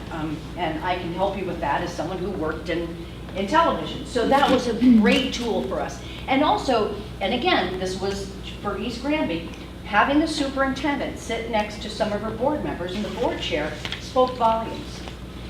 Did they necessarily hang out together all the time? No. But there they were. They were cohesive. They were part of this team. They were communicating together. And that just went over like, I can't even tell you. So what happened here was, as a result of all the hard work that we did and all the media that we got, for the first time ever, the East Granby budget passed. So, I mean, can I take full credit for that? No. But what was different this year than any other year? The fact was the fact that we got information out and we communicated with the folks in East Granby. So it was a touchdown. It really, really was. So this is the current headline that spoke to that. I want to show you a little bit about when I talk about. I know you want good news out there, but let's all face the facts that it's not always good stuff that happens. And I believe that you truly have to manage that just as effectively as you do the good stuff. So, where was I when Plymouth was involved in hiring the superintendent? And I signed confidentiality agreements, but I've had permission to discuss these case studies. These were the headlines from all these different stations. Former Hebron superintendent, Plymouth school superintendent out, all these news outlets. And where was I? I was at the board meetings. I was putting out media advisories. I was working with the board chair and his attorneys to make sure that we knew what we were going to say, how we were going to handle these situations, and I was by his side every step of the way. So this was really just amazing. And I believe that I have a really good reputation. I know that I have a really good reputation with the news media because I'm not a brick wall in the communication process. You know, you do what you need to do for me, media people, and I'll help you do what you need to do. But don't cross that. And this is a good example of that because I would say, okay, the school board chair is going to make a brief statement, no questions. Everybody knew where and when, except for one reporter from Channel 8. She was sitting there practicing her 5-second stand-up for an hour and missed it. So then she tries to chase my guy down the hallway, making it look like he's running away. Oh, no, that didn't happen. So, you know, if I have to get my claws out and I've got to stop these people to protect you, that's exactly what I'm going to do. I'm on your side. That's the bottom line. We rarely make Channel 8. Maybe that's a good thing. Well, you know, like to make channel. Right. So, and then this is just an example of, the other thing is when I work for a school district on retainer, I am your agency of record. So let's say hypothetically a media inquiry comes in, we have a public relations person, give her a call, I filter through that, I find out who it is, what their agenda is, like I said, I do the homework for you, and then I say, okay, here's an opportunity or here's something they're asking for, perhaps we should take part of this, perhaps we shouldn't. So the correspondence comes from me, which takes those things off your plate. So that maybe they do a story and say, well, we called so-and-so and our calls were never returned. Well, maybe it was a weekend, but I'm available 24/7, like I said, so those things don't happen. And I also do ask for accessibility, at least to someone, should I need to reach them. So the end result is, this was the final headline, that they accepted the resignation. You know, it was one of those things, there was so much miscommunication because everybody thought they should just fire her, but you can't. She didn't do anything wrong in that particular school district. So people don't know the legal, and you know, the money that the board was spending on forensic investigations and attorney's fees. I mean, at what point do you know, so we had to communicate some of that. So I wanted to make sure that we illustrated that. I do want to show you, going back to East Granby, there are different, you know, positive stories that I pitch to various media outlets. Where'd my guy go? I don't know how to get to my, let me see here. I know that, I want to just get to, there's a segment on here that I want to show you. So just bear with me. Because this is when I'm talking about good news, this is a perfect example of how it ends up. And I'll talk about how I manage this. Look at it, I figured it out by myself. Control, and then click. One more time. We're almost there. I think Hold it. Hold control and click at the same time. I'm making And your little cursor has to be just a little higher up. No. Here? Right on it. There you go. Maybe right in the middle, a little more to the right. That's it. Right there. Right there. Click right there. There. Okay. Type it. Just like a Have your special attention. image. Is that it? Okay, now how do I get it full screen? Let's go here.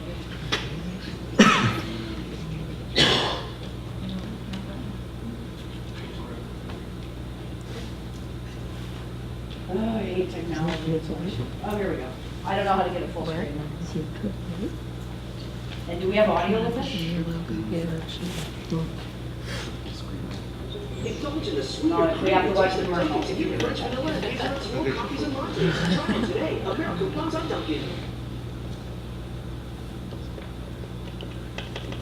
That's develop passion than they just get taught. Tim Testerman has been at East Granby High for so many years. He's taught the parents of some current students, but what he's teaching has changed drastically. I wouldn't get rid of woodworking classes. I think they're very important.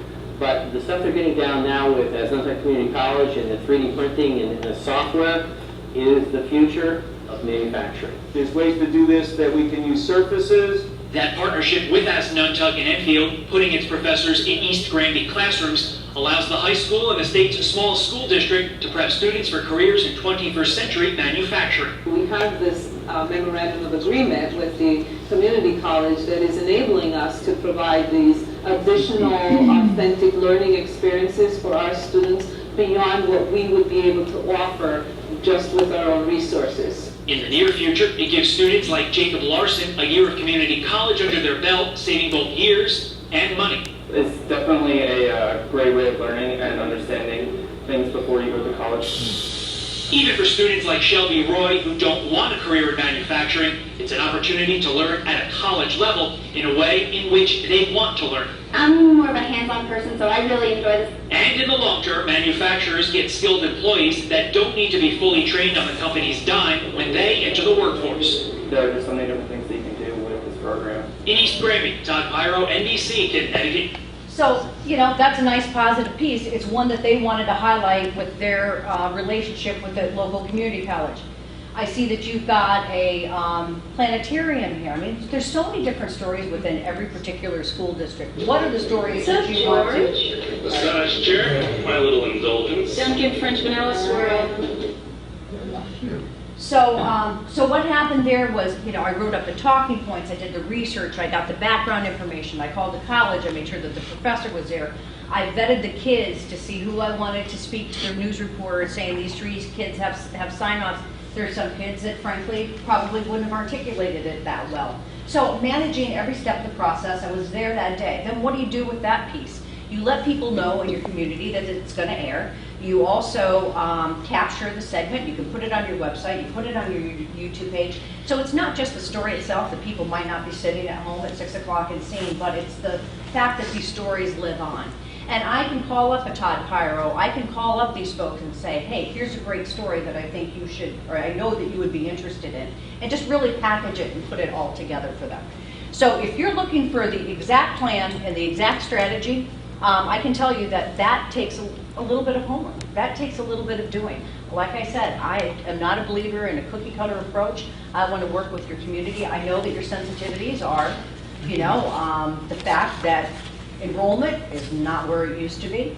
Like I said, your community groups, getting them to know what's going on inside the walls of your schools, because chances are they're not walking through those doors themselves.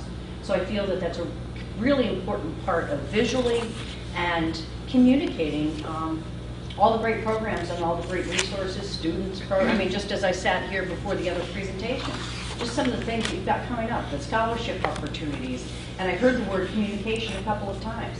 It can always get better, and when you see it get better, it's very, very rewarding. Thank you. Well, I was greatly pleased looking at your document here that you mentioned press releases multiple times. And basically, we're not a boring community. We are a center of some very interesting people, a lot of artists, writers, retired business leaders, and we try to take advantage of that as much as we can. And I think, frankly, the message of, we had this bold statement where we were going to cut our tuition. Every public school charges tuition to out-of-district kids. And our bold move was to cut it in half. $7,500 a year, the best public-private school, if I said that right. But that message hasn't really gotten out. So I don't have a question so much as the fact that I think we would be a very comfortable place to send out press releases, to manage some of this great information, and to accentuate the fact that we are a small, private, but public school. And that, to me, is the main message here. And you bring up a good point, because I do mention press releases a lot. But the days of just sending out a press release and expecting to get coverage, they're over.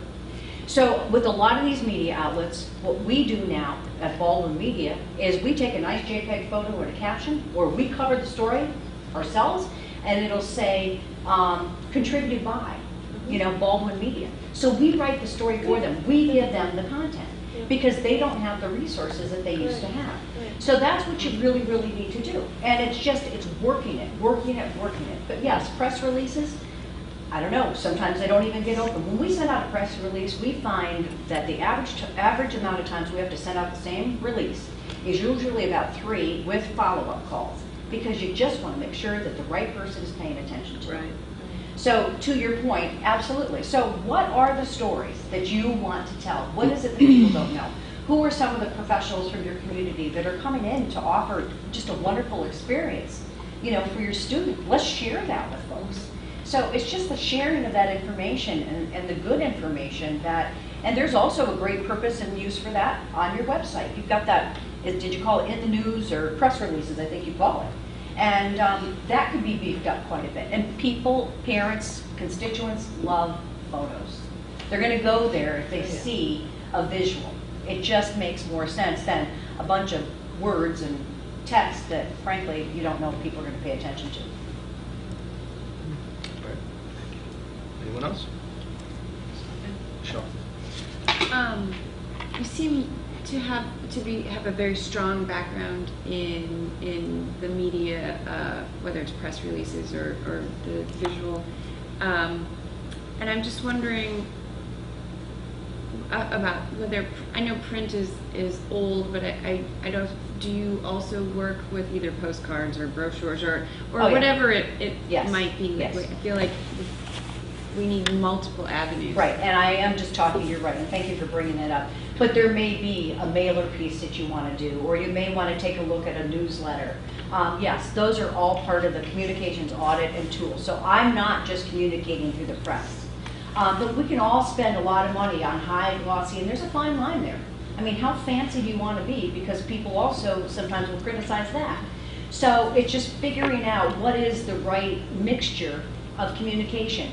What are people paying attention to? I've worked with school districts too, where we've organized our own community forums on hot topics and invited community members to come in and sit here and experience that. So yes, there's so many different avenues, so many different communication vehicles. I'm also a firm believer in video. I believe that that's a great way to tell your story. So graphic design, and we do that all in-house. So we will figure out, and it's part of, like with East Granby, we worked with on their newsletter.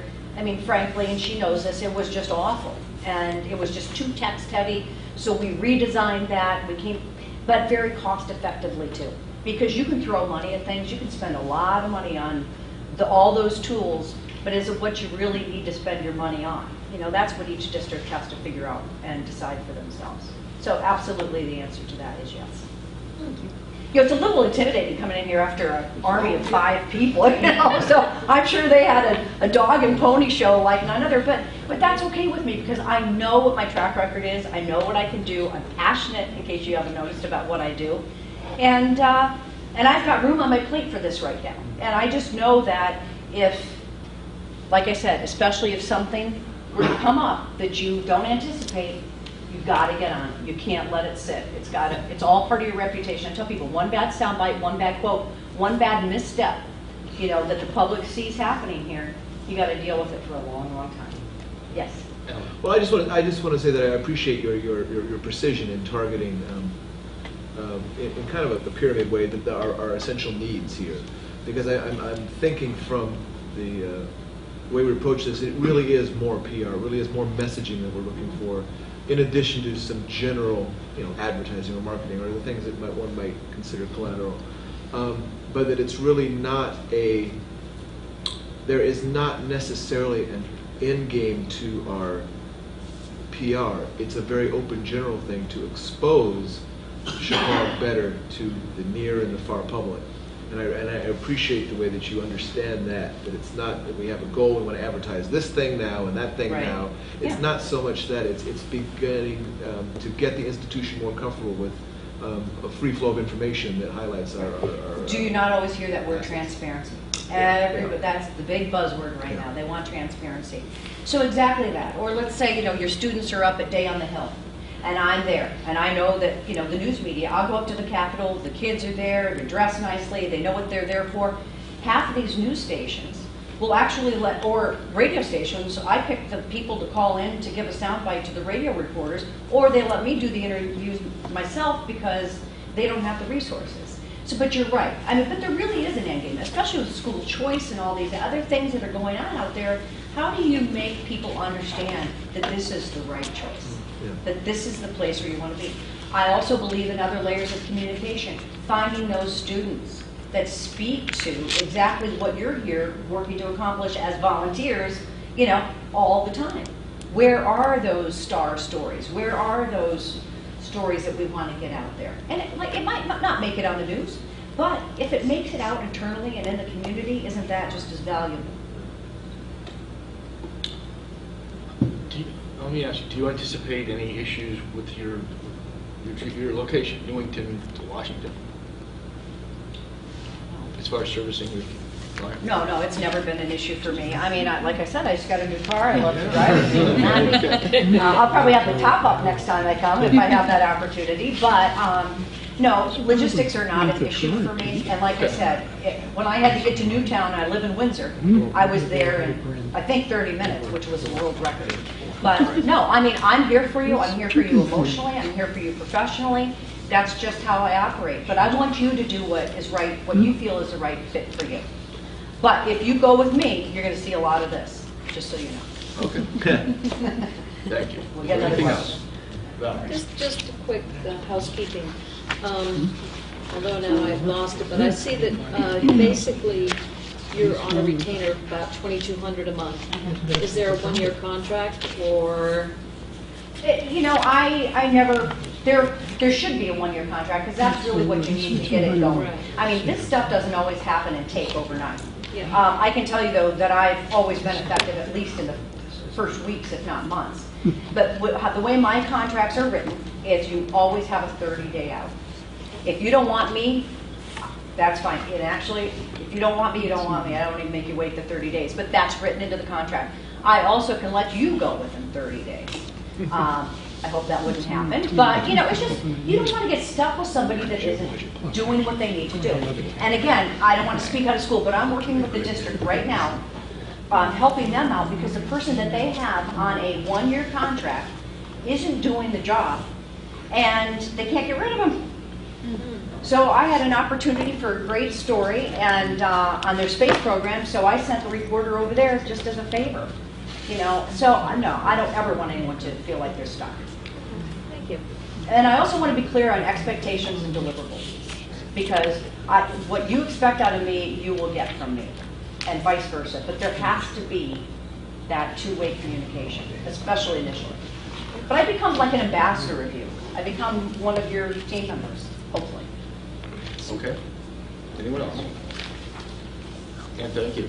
Thank you. Thank you. And I'm not regretting my drive home, although it's kind of late. You want to put your top? Watch for deer. Okay. Thank you. I appreciate it. And where there's one, there's five. I learned that the hard way. All right. Thank you. Have a good Thank day. you. And can I also say that if you have any follow-up questions, Get your thumb drive. I got it. Thank you, sir.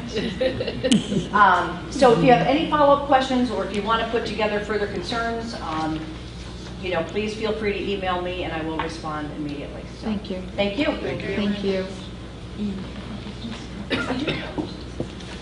All right. Moving on to item 6, committee reports, education. Michelle, report. Let's see. So, our last meeting we heard about professional development and REACH program. On our next meeting, which is October 20th, we'll have a presentation about the NIAS preparation, high school graduation from Todd for last year's class, our current Chippewa course offerings and the enrollment in those classes, and a technology update, which will also include the TV studio. So there's a lot on the agenda for our next Okay. meeting. Questions from All right, thank you, Michelle. Then moving on to Education Connection. Michelle, thank you. So unfortunately, I missed the last meeting of Ed Connection, and I read through the packet of information, and I'm continually amazed at the number of professional development opportunities that they have and cooperative learning things that are going on. And I just wanted to say, and I guess, Teresa, I'll give this to you. I just got it, I think, today. Ed Connection made me aware of the state is giving mini grants to teachers. We shared that already. Did you do that? Yeah, Okay. we shared it with administrators, Oh, and I've already awesome. seen it shared with staff. Great, that's great. It's the state is supporting work on Common Core standards, so they're offering money for teachers, although it can be groups of teachers, to attend workshops or do things. So they have to put together a proposal to get this money from the state, but I think that would be, hopefully we'll have apply for at least one or a couple. Is it your intention to apply to it? So we're trying to encourage teachers to apply, but that's Well, the or group maybe- that is to. Or maybe we can help the teachers. Encourage that or find the, yeah. I wrote it up for you, guess what? I'd like you to apply, here's sign. Well, it just seems like a great way to have the state help finance some of the PD that we really want to do. So, anyway, so that's just another thing that Ed Connection does for us, helps us be aware of things that the state is offering. All right, thank you. That's it. All right, moving on to facilities. Greg is not here. Anyone else who can report? Haven't met, we're meeting. Haven't met? Okay. Finance, Valerie? We met prior to this meeting. We went over, first off, the September 30th financial report, at which we stand at 1.5 million, or 6.9% of the budget. And the only thing of real interest within that financial report is that we find that we have a good positive balance in the tuition, special ed, state, private, and public. And this time last year, we were running a deficit because of placements. That could change, but so far so good. Flood insurance has gone up. Bob gave us the number. I remember when it was 6,000, then it was 12,000, now it's 19,249. But all that is under control. Then we did, we have a reconciliation of our 1% capital reserve fund, in which we have an available balance now of $502,000. That's the 1% account. And in the elementary school, with ongoing work, we have, as well as the 1%, specifically more swimming pool issues that are in process now. But in the elementary school non-recurring, we have an unencumbered balance of $247,000. And then Bank of America is going to leave us at the altar for our pension, our portfolio management. And Bob had RFPs for other financial institutions and compared them. And our committee is recommending for a future board meeting to approve Wells Fargo to step in and handle that portfolio and its management. This is for the district's pension plan. Correct. Heretofore handled by Bank of America. And so both their fee structure and we're going to also look at the actual portfolio, which I'm frankly happy to look at. Small thing, still trying to figure out the electrical generation contract and when to, within the consortium, settle that out. And we're going to change our life insurance and LTD companies likely from Sun Life to either Cigna or Anthem. Save some money. And that is, I believe, it. Thank you. Is there any questions for Val? Ma'am, Susan, you mentioned the yes. capital reserve account. We just had approved changes in your science cabinet, and there was one other. Yes, exactly. It was the moving of the kiln. The moving of the Right. kiln. Right. Was that included in the total? The 501, no, it's not at that point. I didn't have the minutes, so when I was doing this it wasn't necessarily I had access to. That was vetted at that point. Okay. So it'll be picked up, it's $20,000. All right, because the money for the elementary schools you mentioned, that's unencumbered, so I take it that already includes, or it takes into account the 20,000 for the Correct. snow That guards. does. Okay, all right. Right, that was just voted. Correct. Anything else? Good luck. All right, thank you. Negotiations. We will begin our negotiations with our administrators at the end of this month, or early next month.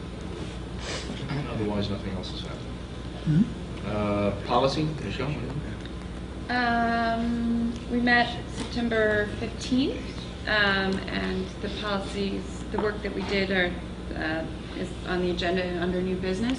And I just wanted to let the board know I did hear back from Gary Brochu, our lawyer, about the questions we had on the non-resident attendance policy that we passed several months ago. And we're going to review that in committee, but I think we're fine to leave our policy as stands, at least for now. So. All right, yeah, there are some things under new business with policy. Yeah. And long-range planning, Alan? Yeah, we had our first meeting tonight where we discussed some general strategies as far as our the short-term and long-term goals of the long-term planning committee. And of those, they have to do with investigating what other districts. The last long-term planning committee didn't really strike up relationships either for general information seeking to find out what other districts who are suffering with the same demographic issues that we're suffering with, what they're doing, and how we might work together.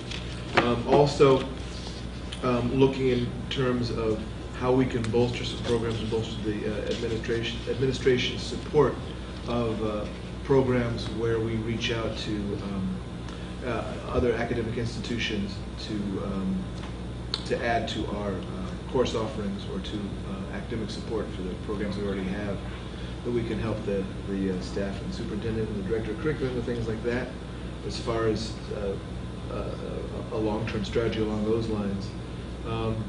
And then also how we can find a way to align the board and the administration with safeguarding the viability of our education while we face the declining population issue in a way that obviously doesn't involve changing configuration of our facilities, because that's something we just went through with the last plan, with the last referendum attempts. So that's kind of our general floor plan for how we're going to approach our work in terms of really being a research unit in finding the best ways that we can align the board to support the administration in maintaining our viability in the future. Thank you. Any questions, Alan? Good luck, Alan, with that. Thank you. Agenda. All right. Any old business? I don't see anything on the agenda. All right, moving on to new business. First reading of policy 3240, tuition fees. Michelle. All right, 3240 was emailed to you, so if you want to, it's part of the board packet. We don't have a hard copy. You'll notice there's just one line through the sentence at the end. Notice shall be given at least 1 month, parentheses, unless otherwise specified by contract prior to the discontinuance of service for non-resident students. We struck that line because it was not mentioned in the non-resident attendance policy that we just passed a couple months ago, and we just want to make sure everything in the policy book is in alignment with each other. And in the other policy, the superintendent, with the approval, with the help of the board, has the right to terminate somebody's attendance without the 1 month notice. So that's the only change. And I mean, this is our current policy, just so there's no confusion. Is there a motion to approve this for a first reading? Motion to approve it for a first reading. Is there a second? Second. All right, first and second. Bauer? On the electronic information, where is that? In other words, So if you I'm go not to finding the it easily. packet where it says business 10, 6, 14, Oh, It's the two-word thank document you. at the top. Okay. trying to think. There are 13 items that are all, and it looks like it's, boy, those are really small. Is it the first one? Or does it shuffle them? Well, look at it in the drive list. Oh, in the drive list. If you look in the Right. drive list, you Yep. see the two on top are, Word documents? Oh, yes. yeah, the 3240 is the one we're looking at now, and the one next to it is 5118. Yeah. Is this, I'm sorry, but is This this part removes of the the... 30-day requirement for notice because the prior policy we enacted says the superintendent has discretion to remove somebody instantly if necessary, I guess. Well, there's due process. I understand. But And the attorney weighed in on this and everything having to relate to our non-resident attendees? the That's the non-resident next part, one. we've not, I didn't email them about tuition fees, but the non-resident Yeah. policy is fine. Okay. It is completely legal. His suggestions were merely suggestions to take or to leave. All right, there's a motion to approve then this 3240 for a first reading. Is there any other discussion? Even though it's already been approved for a first reading? Oh, it's for a first reading tonight. This is the first reading. This is the first reading. It has to be approved twice. Is there any other discussion? All those in favor of approving 3240 tuition fees as first reading policy of the board say aye. Aye. Any opposed? Any abstain? It passes unanimously.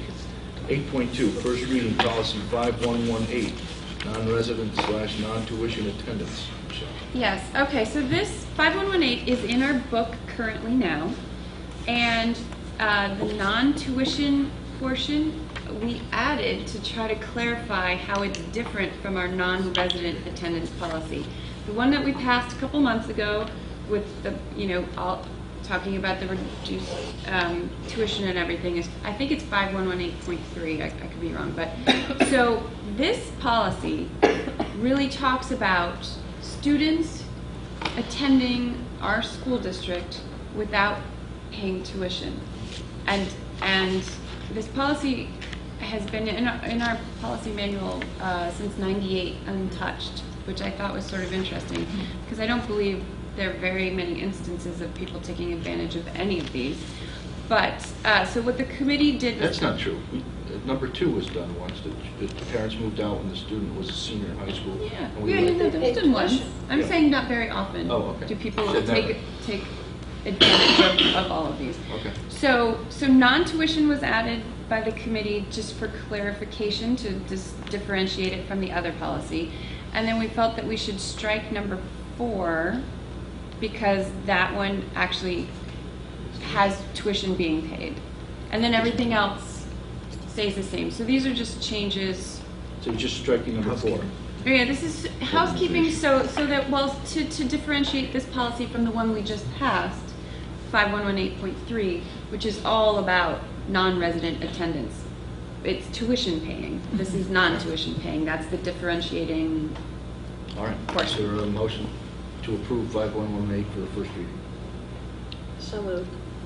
Second. Second. All right. Is there any discussion? Yes. Okay, so how does this apply to our new program, or at least newly reminded program, of having staff attend school for free? How does that get involved here? They're not free. Reduced. It's a reduced amount. I thought we were not charging tuition for staff. No, we were, just a very small percent of the tuition. 5% of what your established tuition number is. It's like supplies is really all it's. Do we have a policy stating that Yes, specifically? we passed that. Yeah. We do. It's separate because this is 5,000 is students. That's probably under staff, which I forget is that 2,000 or something. So it's completely separate. Okay. Is there anything else? Susan? a couple things. This is for students who live in, or who may not live in the district any longer. Or as I read it, may have childcare in the district if their parents are out of the district. Yeah. Do we need to mention anything about transportation? Because there are, if a family moves out of the district, but they can continue to come here until the end of the school year, which does happen, the school district is not responsible when we would not provide transportation. Correct. Does that belong somewhere in the policy?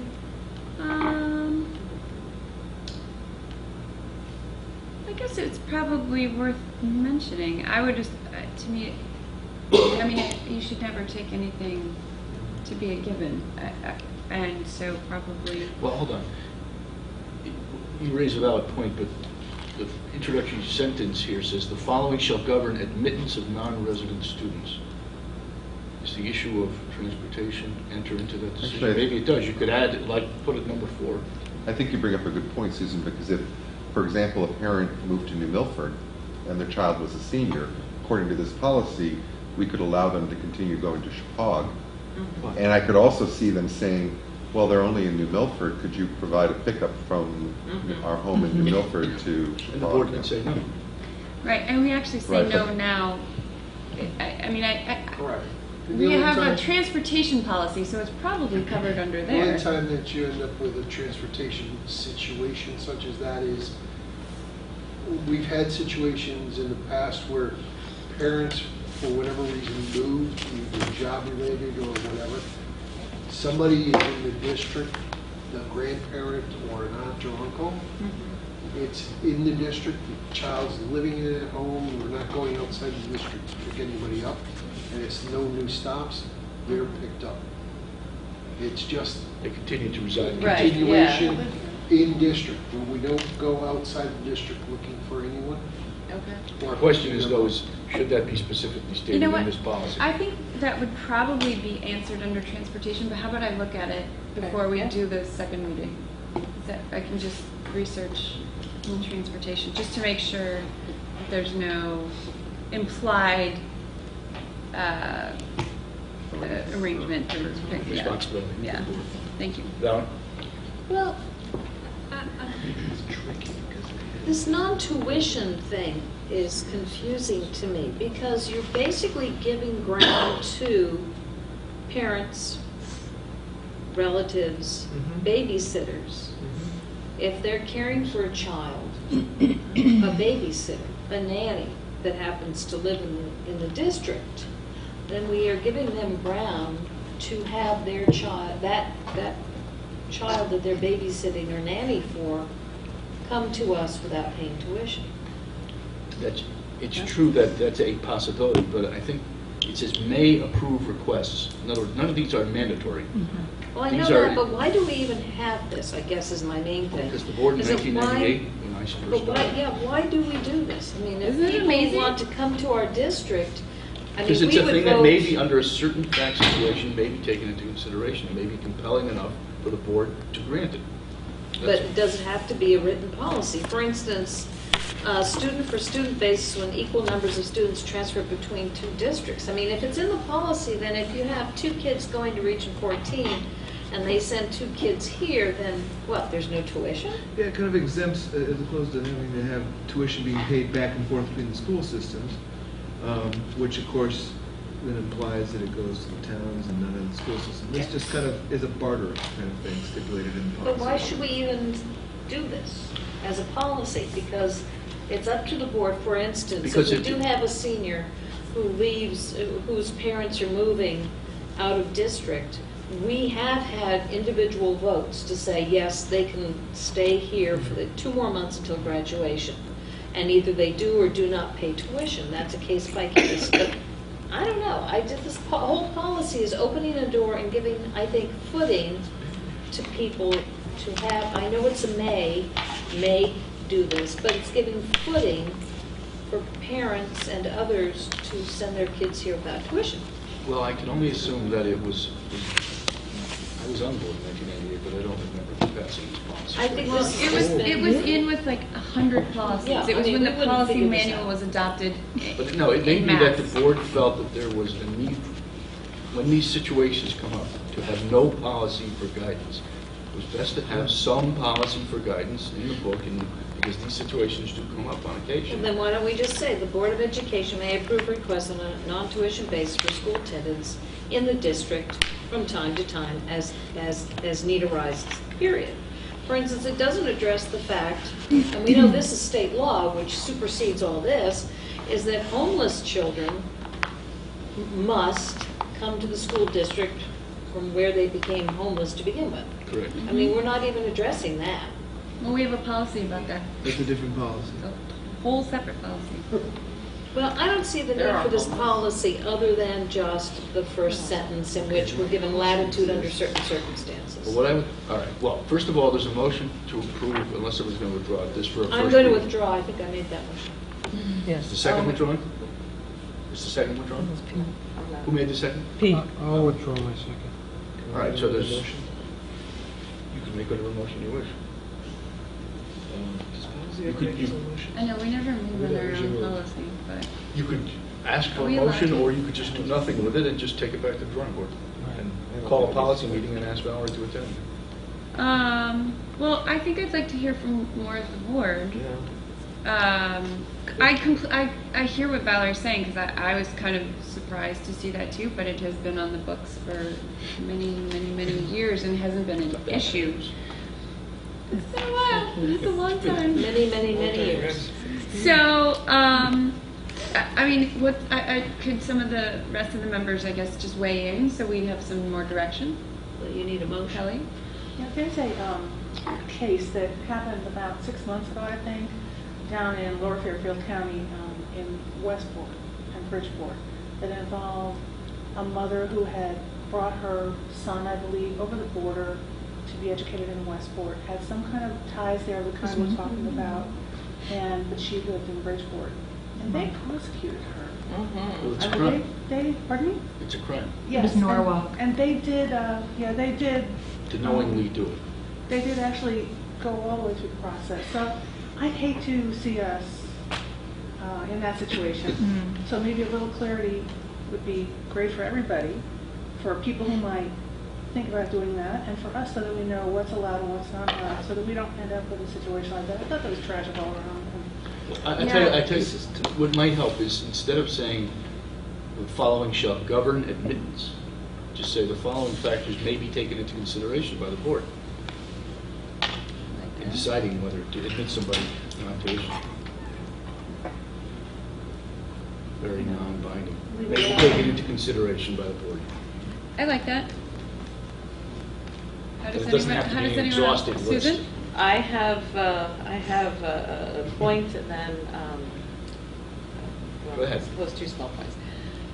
Childcare, I'm a little uncomfortable with the whole childcare, and I hadn't really thought of it until Valerie had brought it up. But I mean, basically, if it is a parent, a relative, a homeowner, a taxpayer, and parents aren't here, and the child comes to the school, that's sort of a slam dunk. But you know, so a child care provider.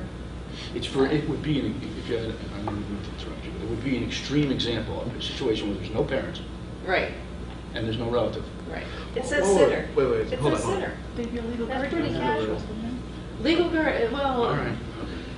whoever is the home base for this student would need to be a taxpayer.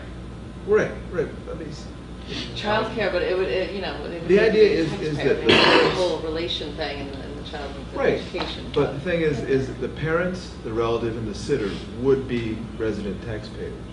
You're presuming. No, This says no, it's not non-resident presuming. student, though. The student's non-resident. So let's say, I think the situation is, let's say you have parents who live in another region Or children playing or something. Whatever the situation is, they have grandparents or other relatives who live here, who pay taxes here.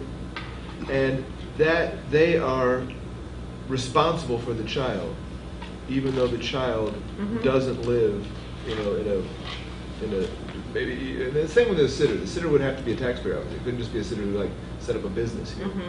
So in a sense, they are already paying the taxes and supporting the school system, but you know, would or wouldn't have other children.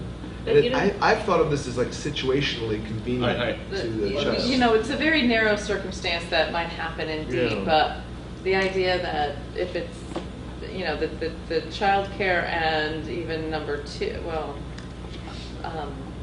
number one does not reflect the whole must be a taxpayer No. circumstance. Nope. I don't know how many Does not. renters there are who might take in a massive amount of kids, because you can take in a certain amount before you need any kind of certification from the state to be, and it would certainly, you know, wouldn't that be a selling point to be able to send kids to the local district?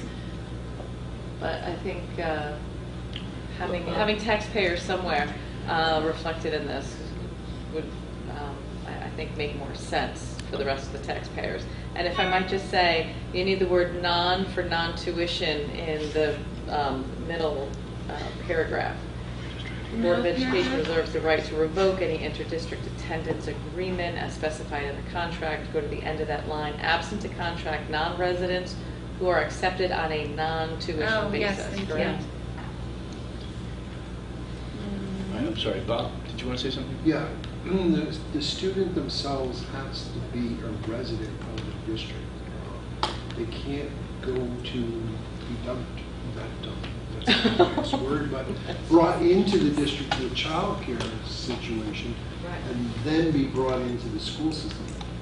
The residency has to be established for the child. The residency is living here, not living somewhere else, but happen to be here for child care purposes.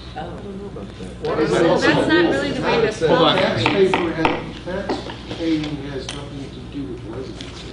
But I'm going to make a suggestion. I would We're presume not a going to taxpayer resolve this resident. policy. Right. That's not what They the have Board to of be Ed is resident. for.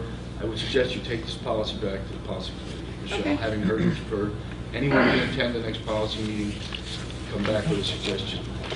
We will Suggested work on this on the next policy meeting and bring it back to the board in a month. Kelly. Just eliminate. The bottom line that we're really discussing here is students that don't have a legal guardian here and who might have an alternate residence. I think that a residency is usually. Trying to get rid of it. Great question. That's what I get. I think residency usually means they don't have another residence somewhere else. Court date, take them away from And you. if they're a minor and they have a residence here, it usually implies that there's a legal guardian of some kind who is tasked with their care. So if we're going beyond those definitions, that's a kind of new territory, and I think that's where it gets really Okay. confusing.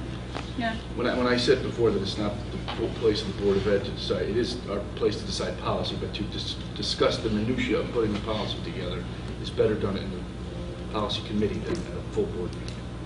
All right, Valerie. And I would suggest that maybe instead of editing or trying to make this work for us, you know, maybe Michelle might consider eliminating it or making it extremely simple and very limited in what it says. All right. Great, thank you. Okay, 8.3, to consider and if appropriate, hire a consulting firm for community relations and communication services. I would say that I haven't heard from the superintendent about this. I don't know if she interviewed these firms or not. Do you know, Teresa? No, the presentation was going to be this evening. I She think put it on she's- the agenda to allow you to discuss it. Okay, She so I said just don't she'd know if hire anybody whoever would we like to can. hear from her opinion before voting, or it's up to the board. Any, Valerie? Well, are we hiring this person or is the school system? Is this person We are the school our system. Board of Ed communications person? I'm sorry? I mean, this is our hire like a consultant. Yes. So it should be our decision. Yes. All I'm saying is, would the board want to hear from the superintendent first before deciding? That's all. It's up to the board. Well, the can has been kicked already because she wanted this on a previous agenda. So I would personally recommend that we decide this tonight. Okay. I'd like to make a motion to. Hold on, if I, Or what? well, just thinking about, and I know I've already transgressed this rule tonight, but on this issue here, given our retreat, is there anyone who wants to discuss it before we make a motion? Yes. I thought we discussed things after motions. Well, we do, that's what I said, but we discussed under it. All right, fine. No, you go ahead. You're right. You're right. I forgot the retreat thing, right. It's, Go ahead. it's not. General discussion. Your way of doing business is the right way. You put motions on the floor. Yeah, and you but we did them. discuss this in a retreat that people wanted to open discussion. Oh, me? Can I make my motion? No, I've already been called. All right, Michelle. This is not about the two firms, I just, in the retreat, I remember Pat saying she would hire whoever we felt, that she had felt comfortable with both, I think, was what she said. So Yeah. she did mention that. Susan? Okay, we're discussing. Yes. Okay. To me, there seem to be two very different ways of achieving a bit of an end. I did appreciate the flexibility of Ms. Baldwin's approach to it. I think we do need to be taught a little more how to fish, as it were. You know, what do we need to do instead of a static, finite exam on what the needs may be right now. I like the fluidity of having someone on a consultative basis. I think her fees are reasonable, and I appreciated that approach. All right, Valerie? To me, hands down, Ms. Baldwin's firm is the best. Because first off, the first firm seemed to want us to gaze into our belly button yet again after we just went through a year-long process of focus groups, and we're going to exhaust our community with so many focus groups. I think we know, in a major part, we know what we need to do. We have a great message in many different ways that just has to get out there, and she seems to be the media person. She's not just going to make a study and have us, by the way, have the Survey Monkey. Oh my God, focus. The people, the first firm wasn't really going to be so hands-on. They were just going to paint a big picture after we do all the work. And what we really need is to get the word out. We're small, we're great. Send your kids to us. We've made a bold move in terms of tuition. And I think she will pick that up, and other small but extremely important stories of our great alum, of our great teachers, of miscellaneous great things that are going on with the classroom. To me, she's the person. Okay. She did say that she would want focus groups with us, or she would want to meet with us. Oh, sure, all day with that. Yeah, I agree. I felt that, I read the proposals, and I really liked her proposal to begin with, because it was very direct and straightforward, and really not only had to do with helping us, but also with doing work for us that we have been unable to do for ourselves.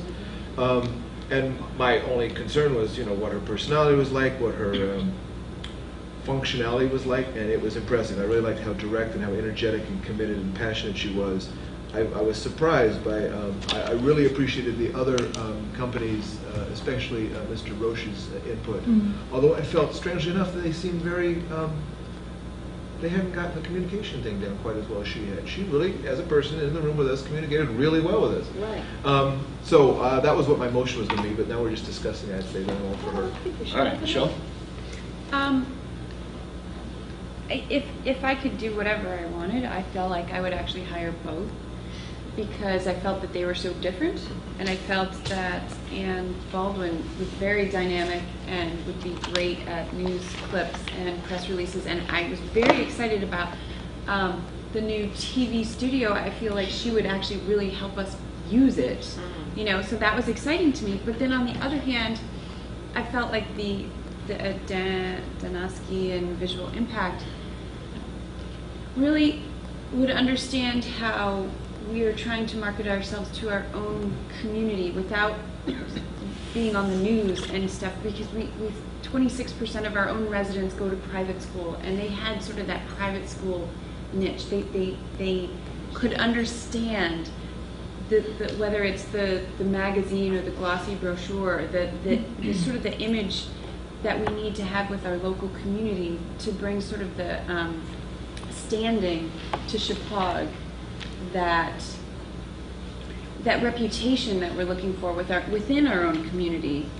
I felt like they really had that, understood it, Mr. Roche's passion.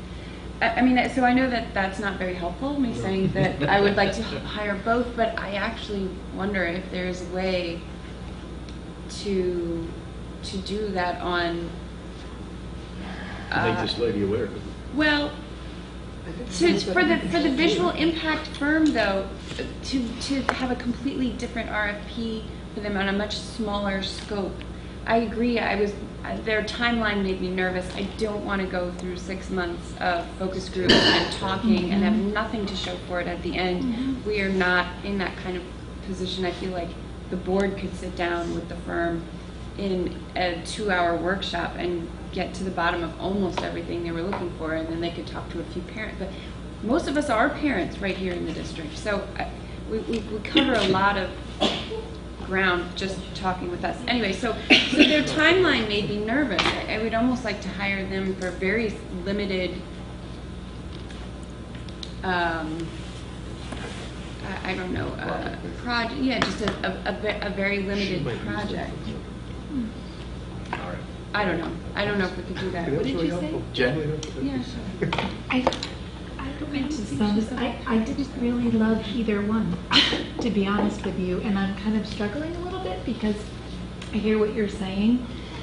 There were pieces of Anne's that I liked. I liked that she gave specific direction of how she would take us, which is what I was trying to get from the first presentation, and it took a while to get any kind of visual ideas from her. I didn't see that or hear that, and I appreciated at least that poster because it gave me a visual, but at the same time I just wasn't hearing what I was hoping to hear, and I didn't know what that was.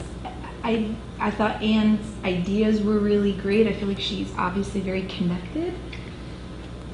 I feel her passion, and I think that that's really exciting. I felt like it was a little intense at times, which is interesting for me because I don't get usually, but I'm not really sold on that. I don't feel like she has a sense of the community, really, other than just bringing it to the television stations. So I'm kind of feeling like, in my head, I keep thinking about a polished kind of campaign to promote our school in a really clear-cut way, and I didn't hear that from her. I just heard a lot of stories, and so I'm struggling with this, actually.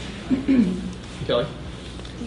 Before I came here tonight, I was pretty much not just on the fence about the whole idea of hiring a PR firm or communications firm, but I was on the no side pretty much, because I felt that what we would probably be confronted with was a choice between very professional people who were used to serving a stereotypical high school or other organization that pretty much knew what they wanted to say and had a clear-cut path they wanted to voice, and I don't think we're ready for that. I think Ms. Baldwin represents that kind of an agency. She's probably excellent at doing that, but when I heard the first proposals, I really felt that they are the kind of agency that we need to stop, back up, and work with. The kind of community engagement that she was talking about, doing those focus groups, asking those questions on the survey, asking the population here and maybe around us what they want in a school, is, I think, work that we haven't done. You all know I felt that the first round of consultancy was compromised by some political agendas that were driven through the whole process.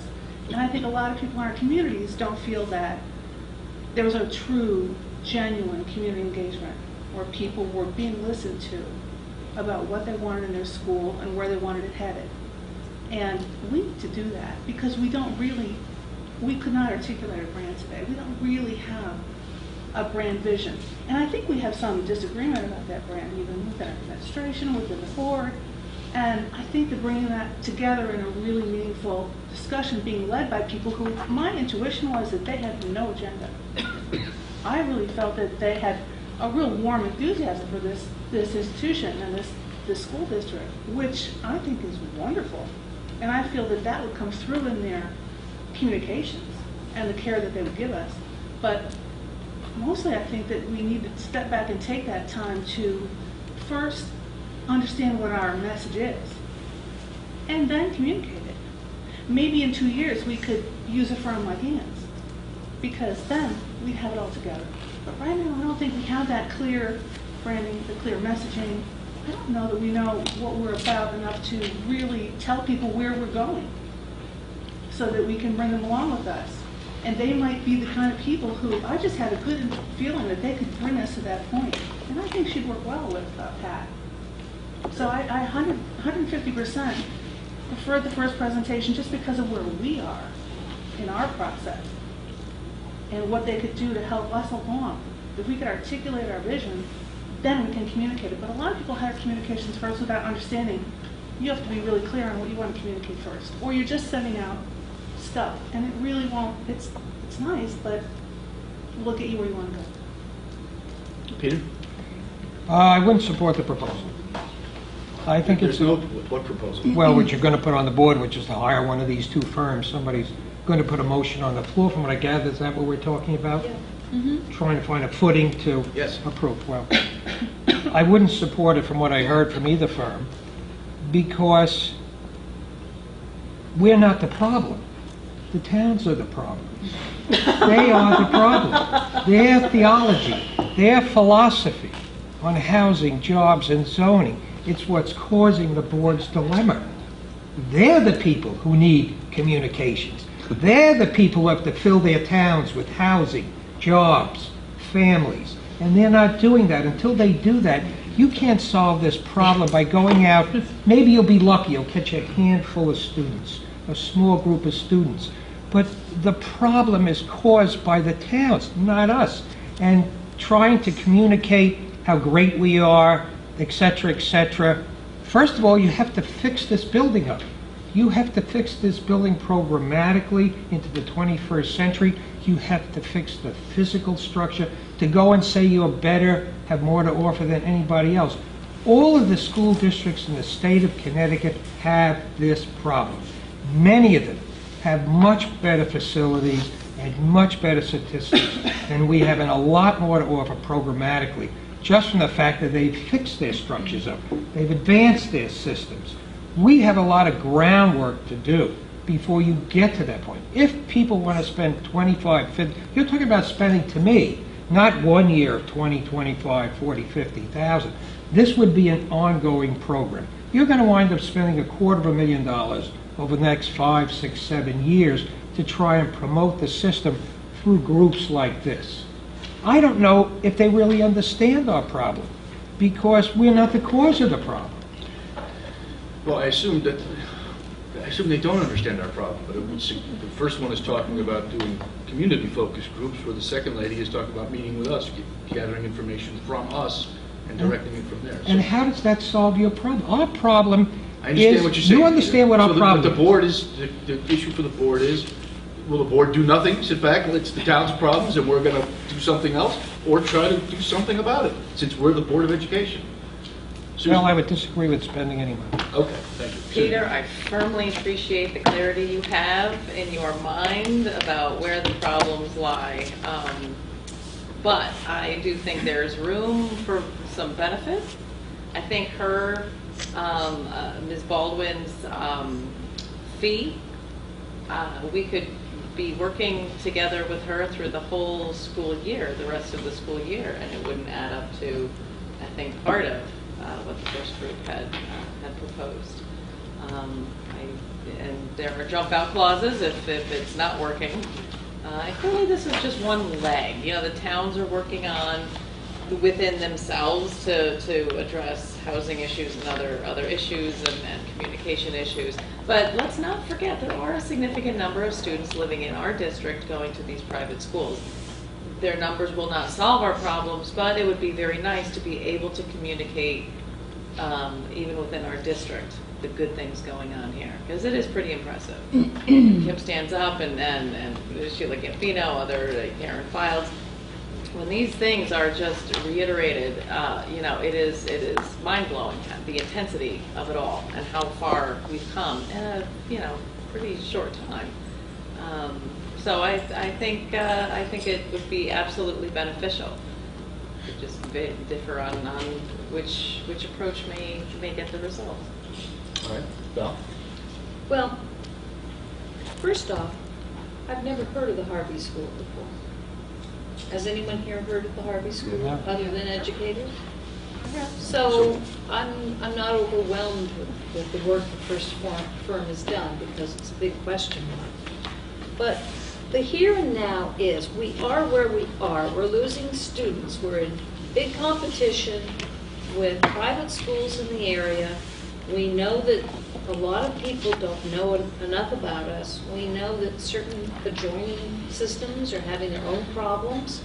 And if they could just find us, and especially, once again, this bold move that we made has gotten no footing anywhere.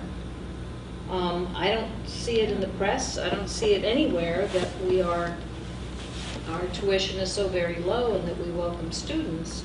I mean, we are, or could be, the very best small school system, but we're not telling people that. We were asked, or the suggestion was we should hire a PR firm, a public relations, get the word out, sell widgets. We need to sell widgets to stay alive. That's our product, is we have space, we have a great system, we want your kids. And to kick the can down the road, to do focus groups, to wait for the big pictures to be solved, I mean, we'll all be dead and buried. And this school has an expiration date, clearly an expiration date. And if we don't capture some of these kids when they're in the lower grades, they're not going to come to the high school where the competition is going to be even tougher with the private schools. We need to get the word out. We need an organized way to get press releases out. We need a way to shine the light on good things that are going on, not just talk about it or hope the towns get their act together. That's not happening. I have a little expertise with PR. My husband sells books, not widgets, but books. And he does that pretty well. It's all about advertising. It's all about product placement and advertising. We're not doing any of that stuff now, so we're not going to fill seats. I think we should hire Ms. Baldwin, keep her on a fairly short leash, see how well she does, give her the appropriate information for our message and our branding that'll come from us, and then see where we stand. But we're going to lose this great window of opportunity, and we're going to just expire. All right, thank you. Alan? Yeah, I agree, because I found that over the last few years, ostensibly working on the communication committee, what we really need is communication in this district, and it's not so much advertising. It's really getting information and a message out. And she did talk about how she was going to work on branding and cohesiveness along the board, and how important it was that we all speak as one, and how that message is clear. So I don't think she's just going to start throwing stories out there. I think she's going to understand from us what our context is. But from what I've found, and I'm still finding this now, in the community, there is not the understanding of the great things that happen here. It's not clear, it's not simple. I mean, with any institution, nobody thinks you're perfect. But the fact that there are so many, and also I should say that in any community, there are always a small percentage of people who are disgruntled and are not happy with any particular institution in that community. But aside from that, we have noticed, even on this board, the times when we are given presentations that simply blow us away, we realize, wow, there are going to be 10 people in the community we talked to this week who aren't going to know about this at all, and we aren't going to be able to articulate personally the story that was given to us in this meeting. And there was very little community attendance in the particular meeting, and so these great programs or these great events that are happening, nobody knows about. And as far as trying to run a communications committee, I realized that to get that information out would mean that I would have to, or anybody else in the committee would have to run into the administration, interview somebody, get the story, write a press release, and then beg that some media publication would pick it up. And it was at that point that not only did I realize we needed to engage a professional to actually get that information out here. It's simple information. not necessarily something as complicated as branding or imaging, which I'm sure Ms. Baldwin will work on, but just the information that we are aware of here that makes us come back to this table week after week is so much that so little of that is actually out there through nobody's fault, simply that everybody's busy. And that, from day 4 on this board, I realized there was an awful lot of hearsay.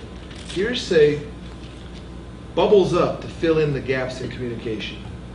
And that depends on who the person is, whether they're a parent that loved this school system when their kid was there, but they're not here anymore, and now they're going to say, well, things have changed since Gene Horrigan was principal, and things like that I hear all the time. Or the fact that they miss block scheduling, or the fact that we don't have as many APs as they think we do, or we have more APs than they think we have. All of these details.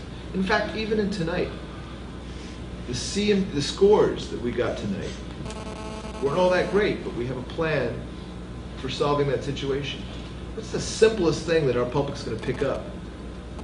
CMT scores, CAP scores. These are the kind of things. What is it that U.S. News and World Reports grades its schools on? APs and CAP scores. That's the simple stuff. It doesn't tell the story about our school.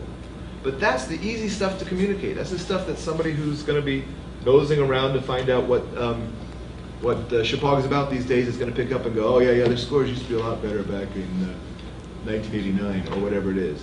But we need to counteract that with all the good. And that's why I think it's really simple to hire somebody for $2,200 a month who is expert in getting the information that we're all really clearly privy to out in a way that creates that kind of bubbling image about Chippewa, as opposed to, brochures and flyers and other stuff in email that we all get too much of anyway from all kinds of different institutions. So that's why I think that, time is right. Let's do this. And if people have misgivings and it doesn't work out, as she said, there's a 30-day notice clause in there. Sure. Can you make a motion? I would like to make a motion to hire Baldwin Media, what is the company Media called? Marketing. Baldwin Media Marketing for our community relations and communication services for the Beginning. I guess whatever the contract is for this Until year. terminated. Until terminated for this Second. year, whatever. All right, it's been moved and seconded. Michael? I mean, I think that I used to be in public relations. I did that for 4 years before I became a teacher, so I'm very familiar with pitches and strategy and coming up with ideas, working with a team. I think both had some strengths and some weaknesses. Ann Baldwin seems very strong when it comes to media relations and crisis communications. I'd like to think we're not going to need a lot of the latter. And I think that we probably have some very good articulate people in place to handle the latter if we ever have that occur. In terms of her media relations, it seems like she's strongest definitely in television. That's her background.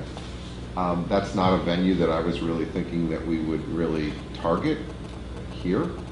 But I don't know, maybe it would be worth it, to try to get more placement on television. I'm just not sure if getting the NBC affiliate in New Haven or Hartford to cover us, if that would be giving us what we want, which are more people to enroll. I think we'd actually be better served working with local media, local newspapers, to try to cover our stories. I think that's where the parents are that would be sending their kids here. I don't think they're living in East Hartford or, eastern parts of the state. The concern that I had with Ann Baldwin was that, and some of you may be thinking that these are minor, but in my mind they are important. She had a typo on one of her slides. I don't know, again, maybe it's the English teacher in me, but a misspelling of the word strategy, the last bullet point on her process slide. That's like the level of detail that you don't, I'm envisioning that going out in press releases or, God forbid, in ads that we spend thousands of dollars on, and that would be a disaster. So I don't know, mistakes happen, I get that, but it just does not look good. When she showed us the slide where she was giving a case study of East Granby, which I appreciated, and then she shows us a slide with a font so small that even she said, I know you can't read this, but I'm going to show it to you anyway. And I think, well, why is she showing us this information then? I don't understand. It's particularly for someone who should understand about visuals. Then don't give us text. Give us a visual, if that's the case. So there are some concerns that I have going in. Yes, she's definitely cost effective. I grant you that. She's cost effective. What I did like about Donosky and Visual Impact is that they really did seem to have the local area down, and it wasn't just because one of them has children that attend Chapag. Their client list, to go back to Valerie, you were saying the Harvey School, but I wrote down the Gunnery, Westcon, Trinity Pauling, South Kent schools. These are schools that we all know and they've worked for. So I think they understand. I mean, quite frankly, some of the people that we're hoping to attract would be the parents who might consider sending their children there. I mean, I think we have already a clear idea of what we want as a brand. I mean, we're the public school with the private school feel. They can come up with maybe a better spin for that logo or that idea. But I grant you also, I think if we went with Donosky, I think we'd have to say to them, we don't really have 8 months. That's not an option. And I think it's our job, as the person who's hiring, to tell them what we want, and to tell them what we think we also need. Yes, they can come back with some feedback. I think that's important. I think that's smart. I don't think they should just hit the ground running and just go in any direction. I think it's, maybe it would take a few months, but I don't think it would take that long. So, if I had to vote, I would vote for Donosky. But I think the most important thing is that we're moving forward and we're hiring someone. Jen? Well, I just want to reiterate when Alan was speaking, there's no need to sell the fact that we need a marketing firm. I mean, that's a given. It's really just a matter of finding the right fit for us. And, if that is Anne, then that's Anne. I actually agree with Mike. There were a few things that I noticed. I noticed that she put that slide up and then said, oh, you don't really need to see it. And if her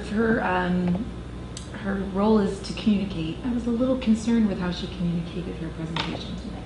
So for me, that made me a little cautious. That very well may not be an issue at all. She got a little nervous when Jim so rudely interrupted her. I'm kidding. No, she was hurrying. She had a. No, I understand, but she just kind of was like, "What did I was a little concerned with her, the way she communicated her proposal tonight. So that to me makes me a little cautious. But at the same time, do I appreciate her passion and do I appreciate her enthusiasm? Absolutely. And I think that's great if everybody chooses to hire her. I just made me a little nervous. So I'm not debating whether or not we should hire somebody. Those were my concerns tonight with how she presented. Thank you. Valerie? The first typo I saw was in Donofsky and Associates. And if you look third paragraph from the end where it goes into references, they do a really bad job of spelling Connecticut. So, it's on both sides. Yeah. On the very end, where it says references, Eileen Walker, if you go up 3 paragraphs, you'll see Western Aneckasaket State University. And Chapag Regional is interesting because if they're so wonderful, well, we had to ask what they did here. What they did is some graphics, and that's great. They're a printing company. They do graphics, and that's all nice and swell. All right. And I'm not finished. I'm just waiting for my audience to catch up. Taking a breath. So the thing is, we have some great people in the press right now, but we don't always get coverage. So Ms. Baldwin knows how to call the local press. We will certainly educate her as to who they are, and she could pick up the phone or fax a press release on many things that we've discussed. And that's what we need, because right now we're asking the superintendent to do that or to prepare a press release. Well, that would be her job. And send it out, and indeed, hopefully it'll be in the Spectrum and Voices and Litchfield County Times and Waterbury Republican. And that's the absolute bedrock basis of our message, because that's our constituency. So if our job is to get a PR person, that's what this newswoman does. We're not asking her to give PowerPoints to big groups. We're asking her to get the business of the board and the school district out to the newspapers and the occasional TV station. And I think we need to do it. And I'm not ready to do this Art Carney move, and some of you guys might not know what that means, but you keep pushing up your sleeves and getting ready to do something, getting ready and never doing it. Peter? I support the motion. I hate to be negative, but I'm going to give you my final comments why you're not going to succeed in what you're proposing to do. That is pretty negative. That's pretty negative.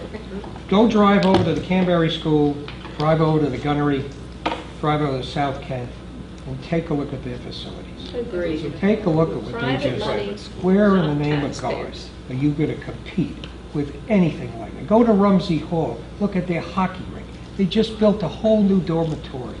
How can you even consider thinking you can compete with that until you restructure your whole system $30,000 a and year. fix it? That's And you're how you not going to compete. accomplish that compete. by hiring these two The firms. private schools, public schools. You're not going to get people who are... All right, hold on, please. You're Peter's not got going to the get floor. people who are going to those systems, who see that every day, who don't have to teach to the test, they're not taught to teach to the test, are going to the finest schools.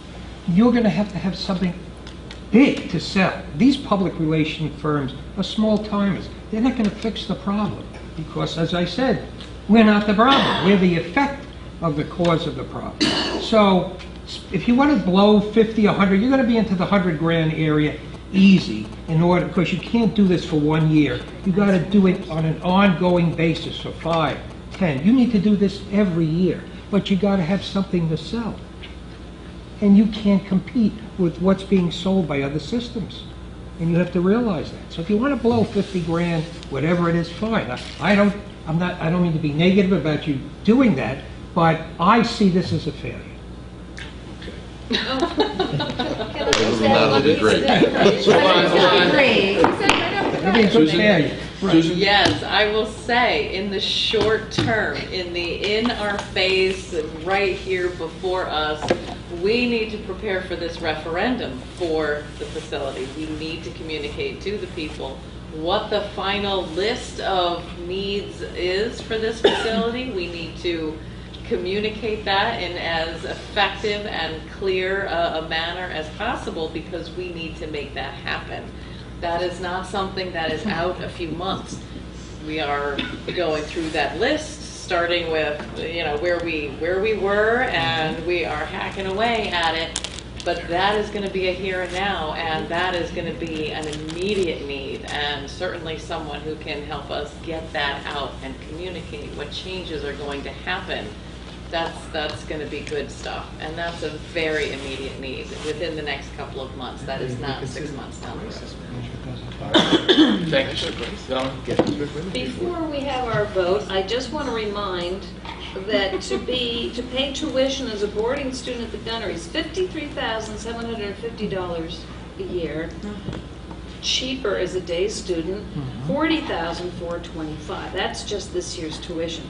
So no one is comparing ourselves to the Gunnery with its $21 million endowment, which is probably fairly low by way of private schools.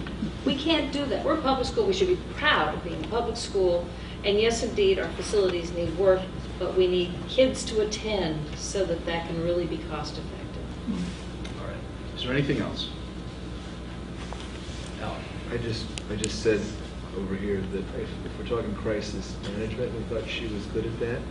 I believe our upcoming facilities referendum for this building might be considered a immediate crisis management that she might need. Well, no, because we're in kind of a critical situation, having it failed twice already. So that might be something we could, as Sue explained, use immediate, landing on your feet help with. We don't have time to spend, months figuring that one out. She could be working on that one for us right away.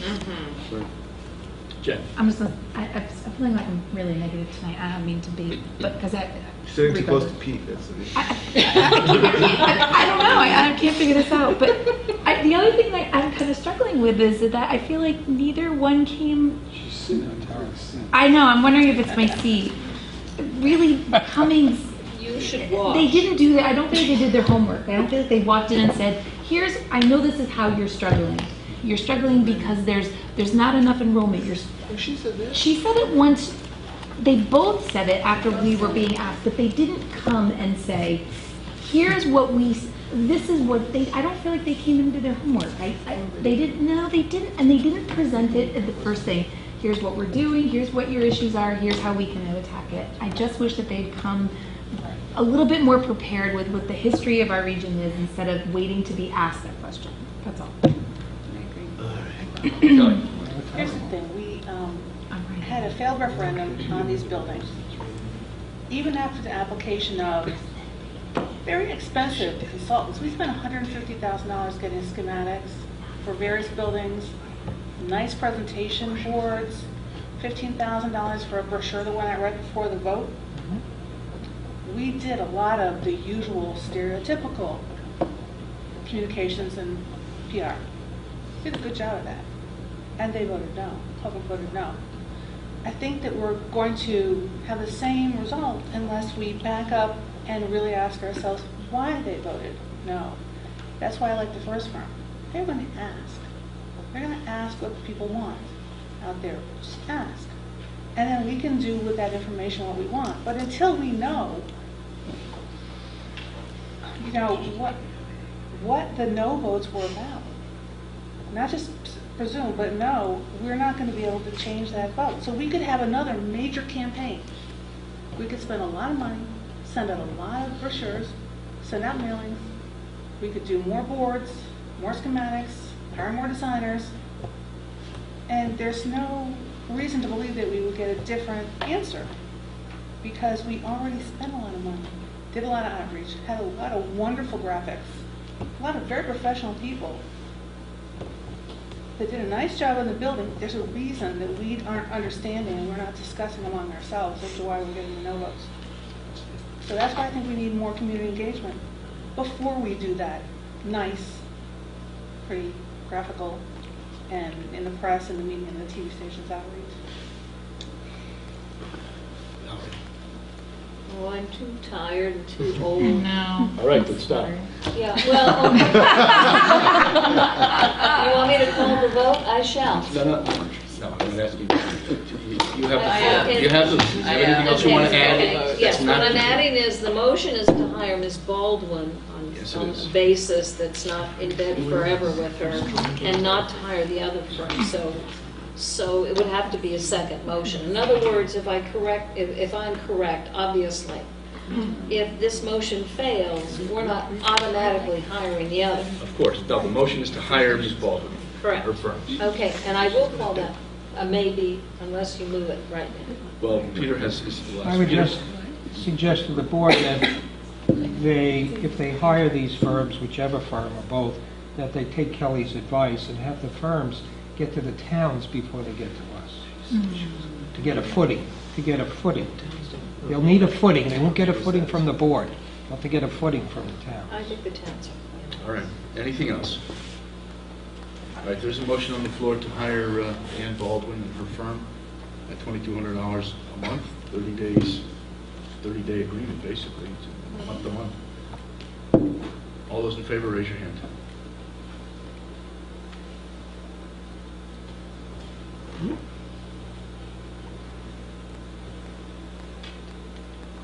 Okay. Opposed? Raise your hand. For how long?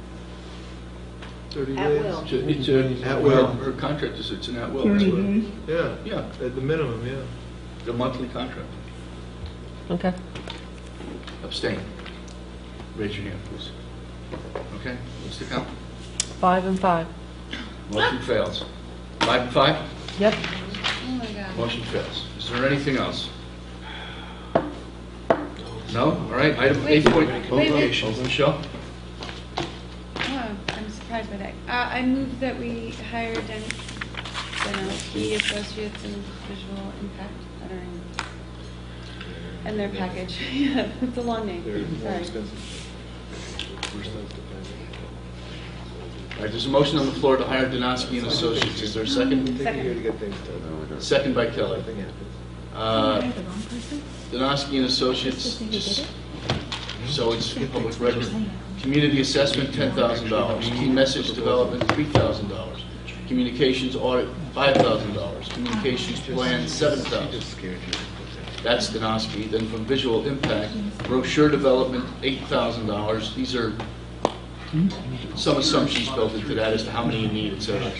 Newsletter development, $2,350, $2,350. So you're talking, how much? $35,000. $35,000 for the whole swing. $350. Thanks. No. I am absolutely opposed to this hire. First off, they're far more expensive. They're going to have us, once again, study ourselves endlessly before they perform.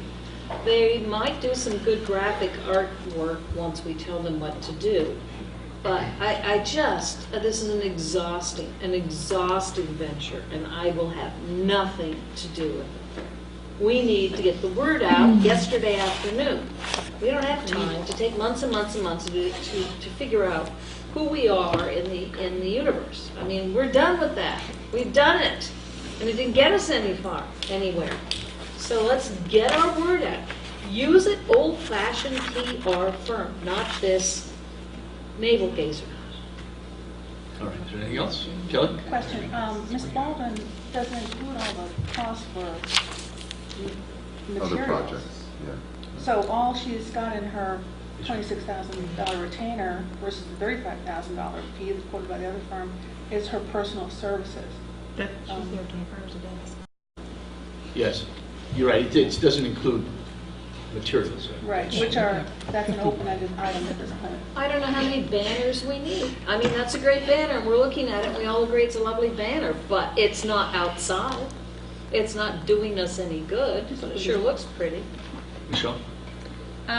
Just two things that I wanted to say. One is that I completely hear what you're saying, Valerie, and I'm a little nervous about the timeline and don't want to be assessing for months on end. So I would hope that there's some flexibility. And I do remember you saying that a brochure might not be what we need, that they would talk to us about that these were sort of examples of costs that could be incurred, they were examples, because she said if a brochure is not right for you, we won't do one. So the $8,000 for brochure development, I think is just an example of what could be done, but not necessarily what has to be done. There are 7 or 8 people out there, all mouths to feed, so I have a feeling we're going to be doing brochures. They said they work with nonprofits. I wonder how they pull that off. Okay, anybody? I'm sorry, Peter. Maybe we should have a meeting to think about this. We have a meeting in 2 weeks. Yeah. Maybe Watch the board tape. members need to do a little contemplation on, Move to table. Is there a motion to table? Move to table. Second. Everything All right, Susan seconds. I don't have Robert's rules. I don't know if that's something that there's, okay, hold on. Can we have one discussion here, please? There's been a motion to table, which has been seconded. I don't know if there's any discussion yet, I'm sorry. no. How long? Till the next meeting. Next meeting. Brought back on the agenda on the next meeting. Yeah, 2 weeks. Is there any discussion on that? I don't believe that there should be. Kelly? I'll just make a comment. If the board is a little bit locked on this, I think it might be a good idea to ask Superintendent Cosentino for her input. Well, If that's she what I can suggested really before. look at it, well, we didn't know we'd be allowed. Yeah, no, to. I understand. All And so if she can look at it, really maybe meet with them, ask the questions that she thinks needs to be asked in a more intimate setting, and then perhaps she can come back with a strong recommendation one way or the other for us. And that might be really helpful. She's going to have to work with the group and with their strategy. I agree. I think we need her input. Is there anything else on the motion to table? There's a motion to table, which would be brought up on the agenda on the next meeting. All those in favor say aye. Aye. Any opposed? Abstained. All right. Item 8.3 is tabled to the next agenda. 8.4, to consider and if appropriate approve funds not to exceed $6,000 from the elementary non-recurring capital lease fund to provide no more than 18 additional parking spots for staff in the rear of the Bridgebridge School. Is there a motion? So moved. Is there a second? Second. It's been moved and seconded. The genesis of this, my understanding is that the staff at Booth Free park at the library and off school grounds traditionally, and that's, an issue's been raised, and this is something that needs to be done. Is there anybody who can speak to this? Don? Speak up, Don. It's a senior center. There are 10, Barbara had allowed 10 people overflow teachers to park in the senior center. There are now 12. The seniors seem to be getting upset because they come and can't find a space, so they turn around and leave. And they work very hard for the seniors to come to their So Barbara's asked if we could find relief. The septic tank and the septic system behind the school brought up a discussion during the lease walkthrough that these things can be changed and therefore parking could be put on top of them in the future. It's a very expensive venture. So I was asked if I could go out and take a look at what we could do in the interim to relieve the 10 to 12 people who are parking in the senior center. I'm able to squeeze approximately 18 spaces in. It's not ideal in any way. 5 of them are going to be locked behind 5 other cars, so they'll be double parked. But it would relieve the senior center from their immediate needs. I met with Barbara and Kathy Colella last Wednesday, and I put forward to Barbara a solution or a proposal that they expand or double the size of the senior parking lot across the street. And it may benefit the entire community by allowing the teachers and the seniors to have a place that would be grown and it'd be less costly. So she's agreed that she will consider that option. And in the interim, we've agreed that we would put this forward to the board. And the $6,000 is to get the work done? Soil and stone that would accommodate 18 more spaces that would not be paid. If we come back to the board next year with our new budget and we pay the entire facility front and down the sides, we would go ahead and pay these spots also. I'm sorry, go on. Well, I'm confused why we have a request signed only by the town of Bridgewater First Selectmen. What is this? No, it's all, they all signed. They got a second, it was a second printout. Download it. Yeah, it was a second It print. was, right, I think the superintendent went to the selectmen of all 3 towns Right. and asked, and they all agreed. They all agreed. Okay, There's another sheet. All right, is there I'm anything? not finished. Valerie, go I ahead. moved to table because we have an alternate, and I think that should be better explored before we start tearing up our own What's the grounds, alternate? or the grounds of the school releasing. What was the Expanding the senior center lot. That's the alternate. If they can't budge anywhere else, we can consider that later. All right, So well, I there's a have motion to table. Is there a second to the motion to table? I'll second that. All right, it's been moved and seconded. Is there any discussion on the motion to table? That seems to be in order. Motion on the. Hold on, please. There's a motion to table which has been seconded. This item's 8.4. Michelle. I wanted to ask Don a question about the original motion. Do I have to only talk now about tabling? Yes. I'm sorry you Well, don't. that stinks. Is there anything else on the motion to table? Just a question, will we know, Don, from Barbara Henry by our next meeting about expanding, the possibility of expanding the senior center lot? No, sir. That's about. When will we know? All right, anything else on the motion to table? Can we talk about why table? Sure. Okay. 18 spots double parked. Double parked can't possibly be, is that legal? Is it a good idea? 5 double parked? Anyone double parked is not a good idea. They're double parked now. When I asked teachers who float over to Booth, I asked if, how's the parking? You have trouble parking? And they say they don't because everyone has assigned parking spots. I mean, I know, and I've heard that we've talked about this in the facilities committee about the need for parking and whether or not to pave over and I thought that was still something the facilities committee was wrestling with in terms of what's the need and what is it as a priority.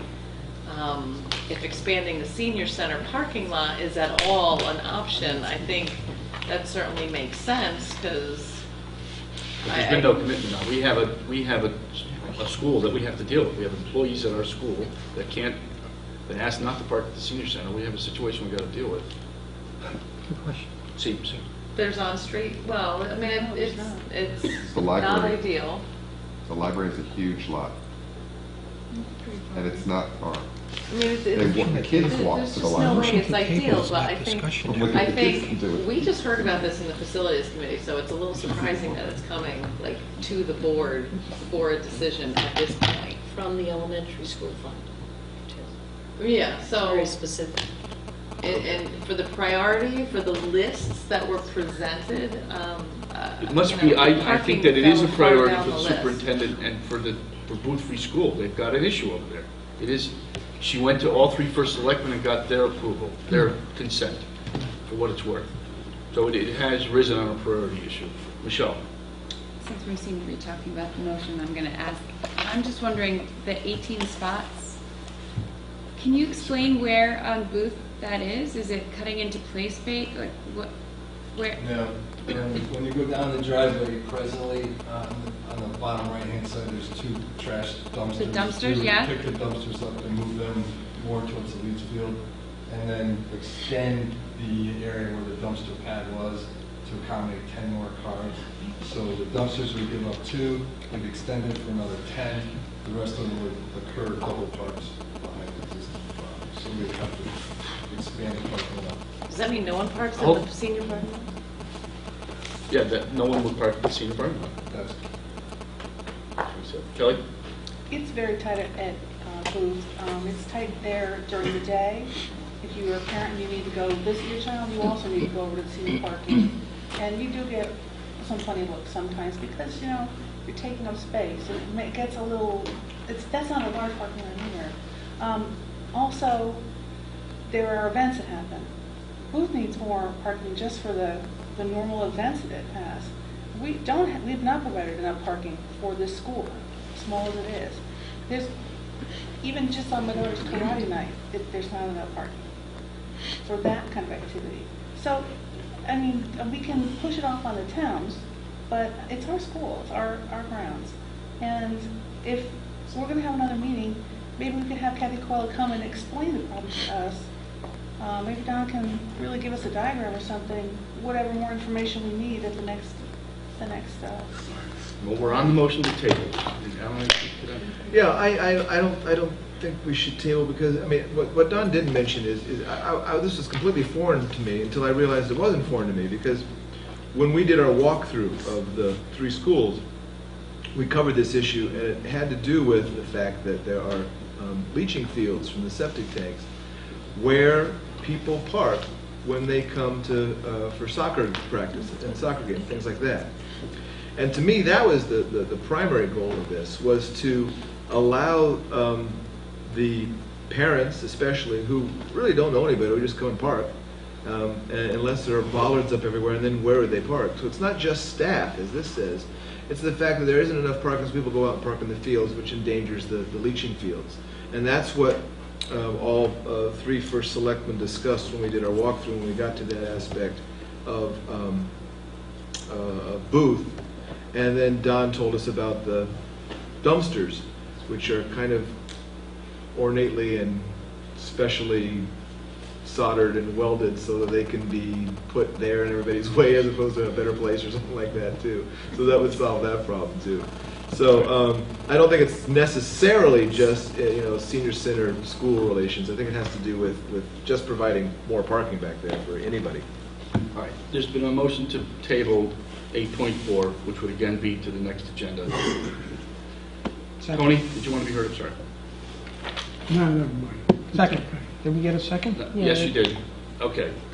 So there's a motion to table. All those in favor of the motion to table, raise your hand.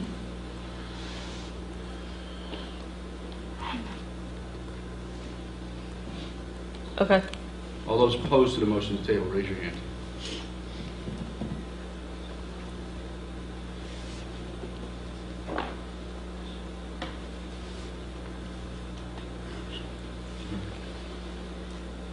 Okay. Any abstain? Nope. Count? 4 no, 4 yes and 6 no. All right, so the motion to table failed. So we have the original motion, which is to approve, is that right? Do we have a motion to approve the 6,000? Yes. Which has been seconded? Yes. All right, is there any further discussion on the motion? All those in favor of the motion, raise your hand.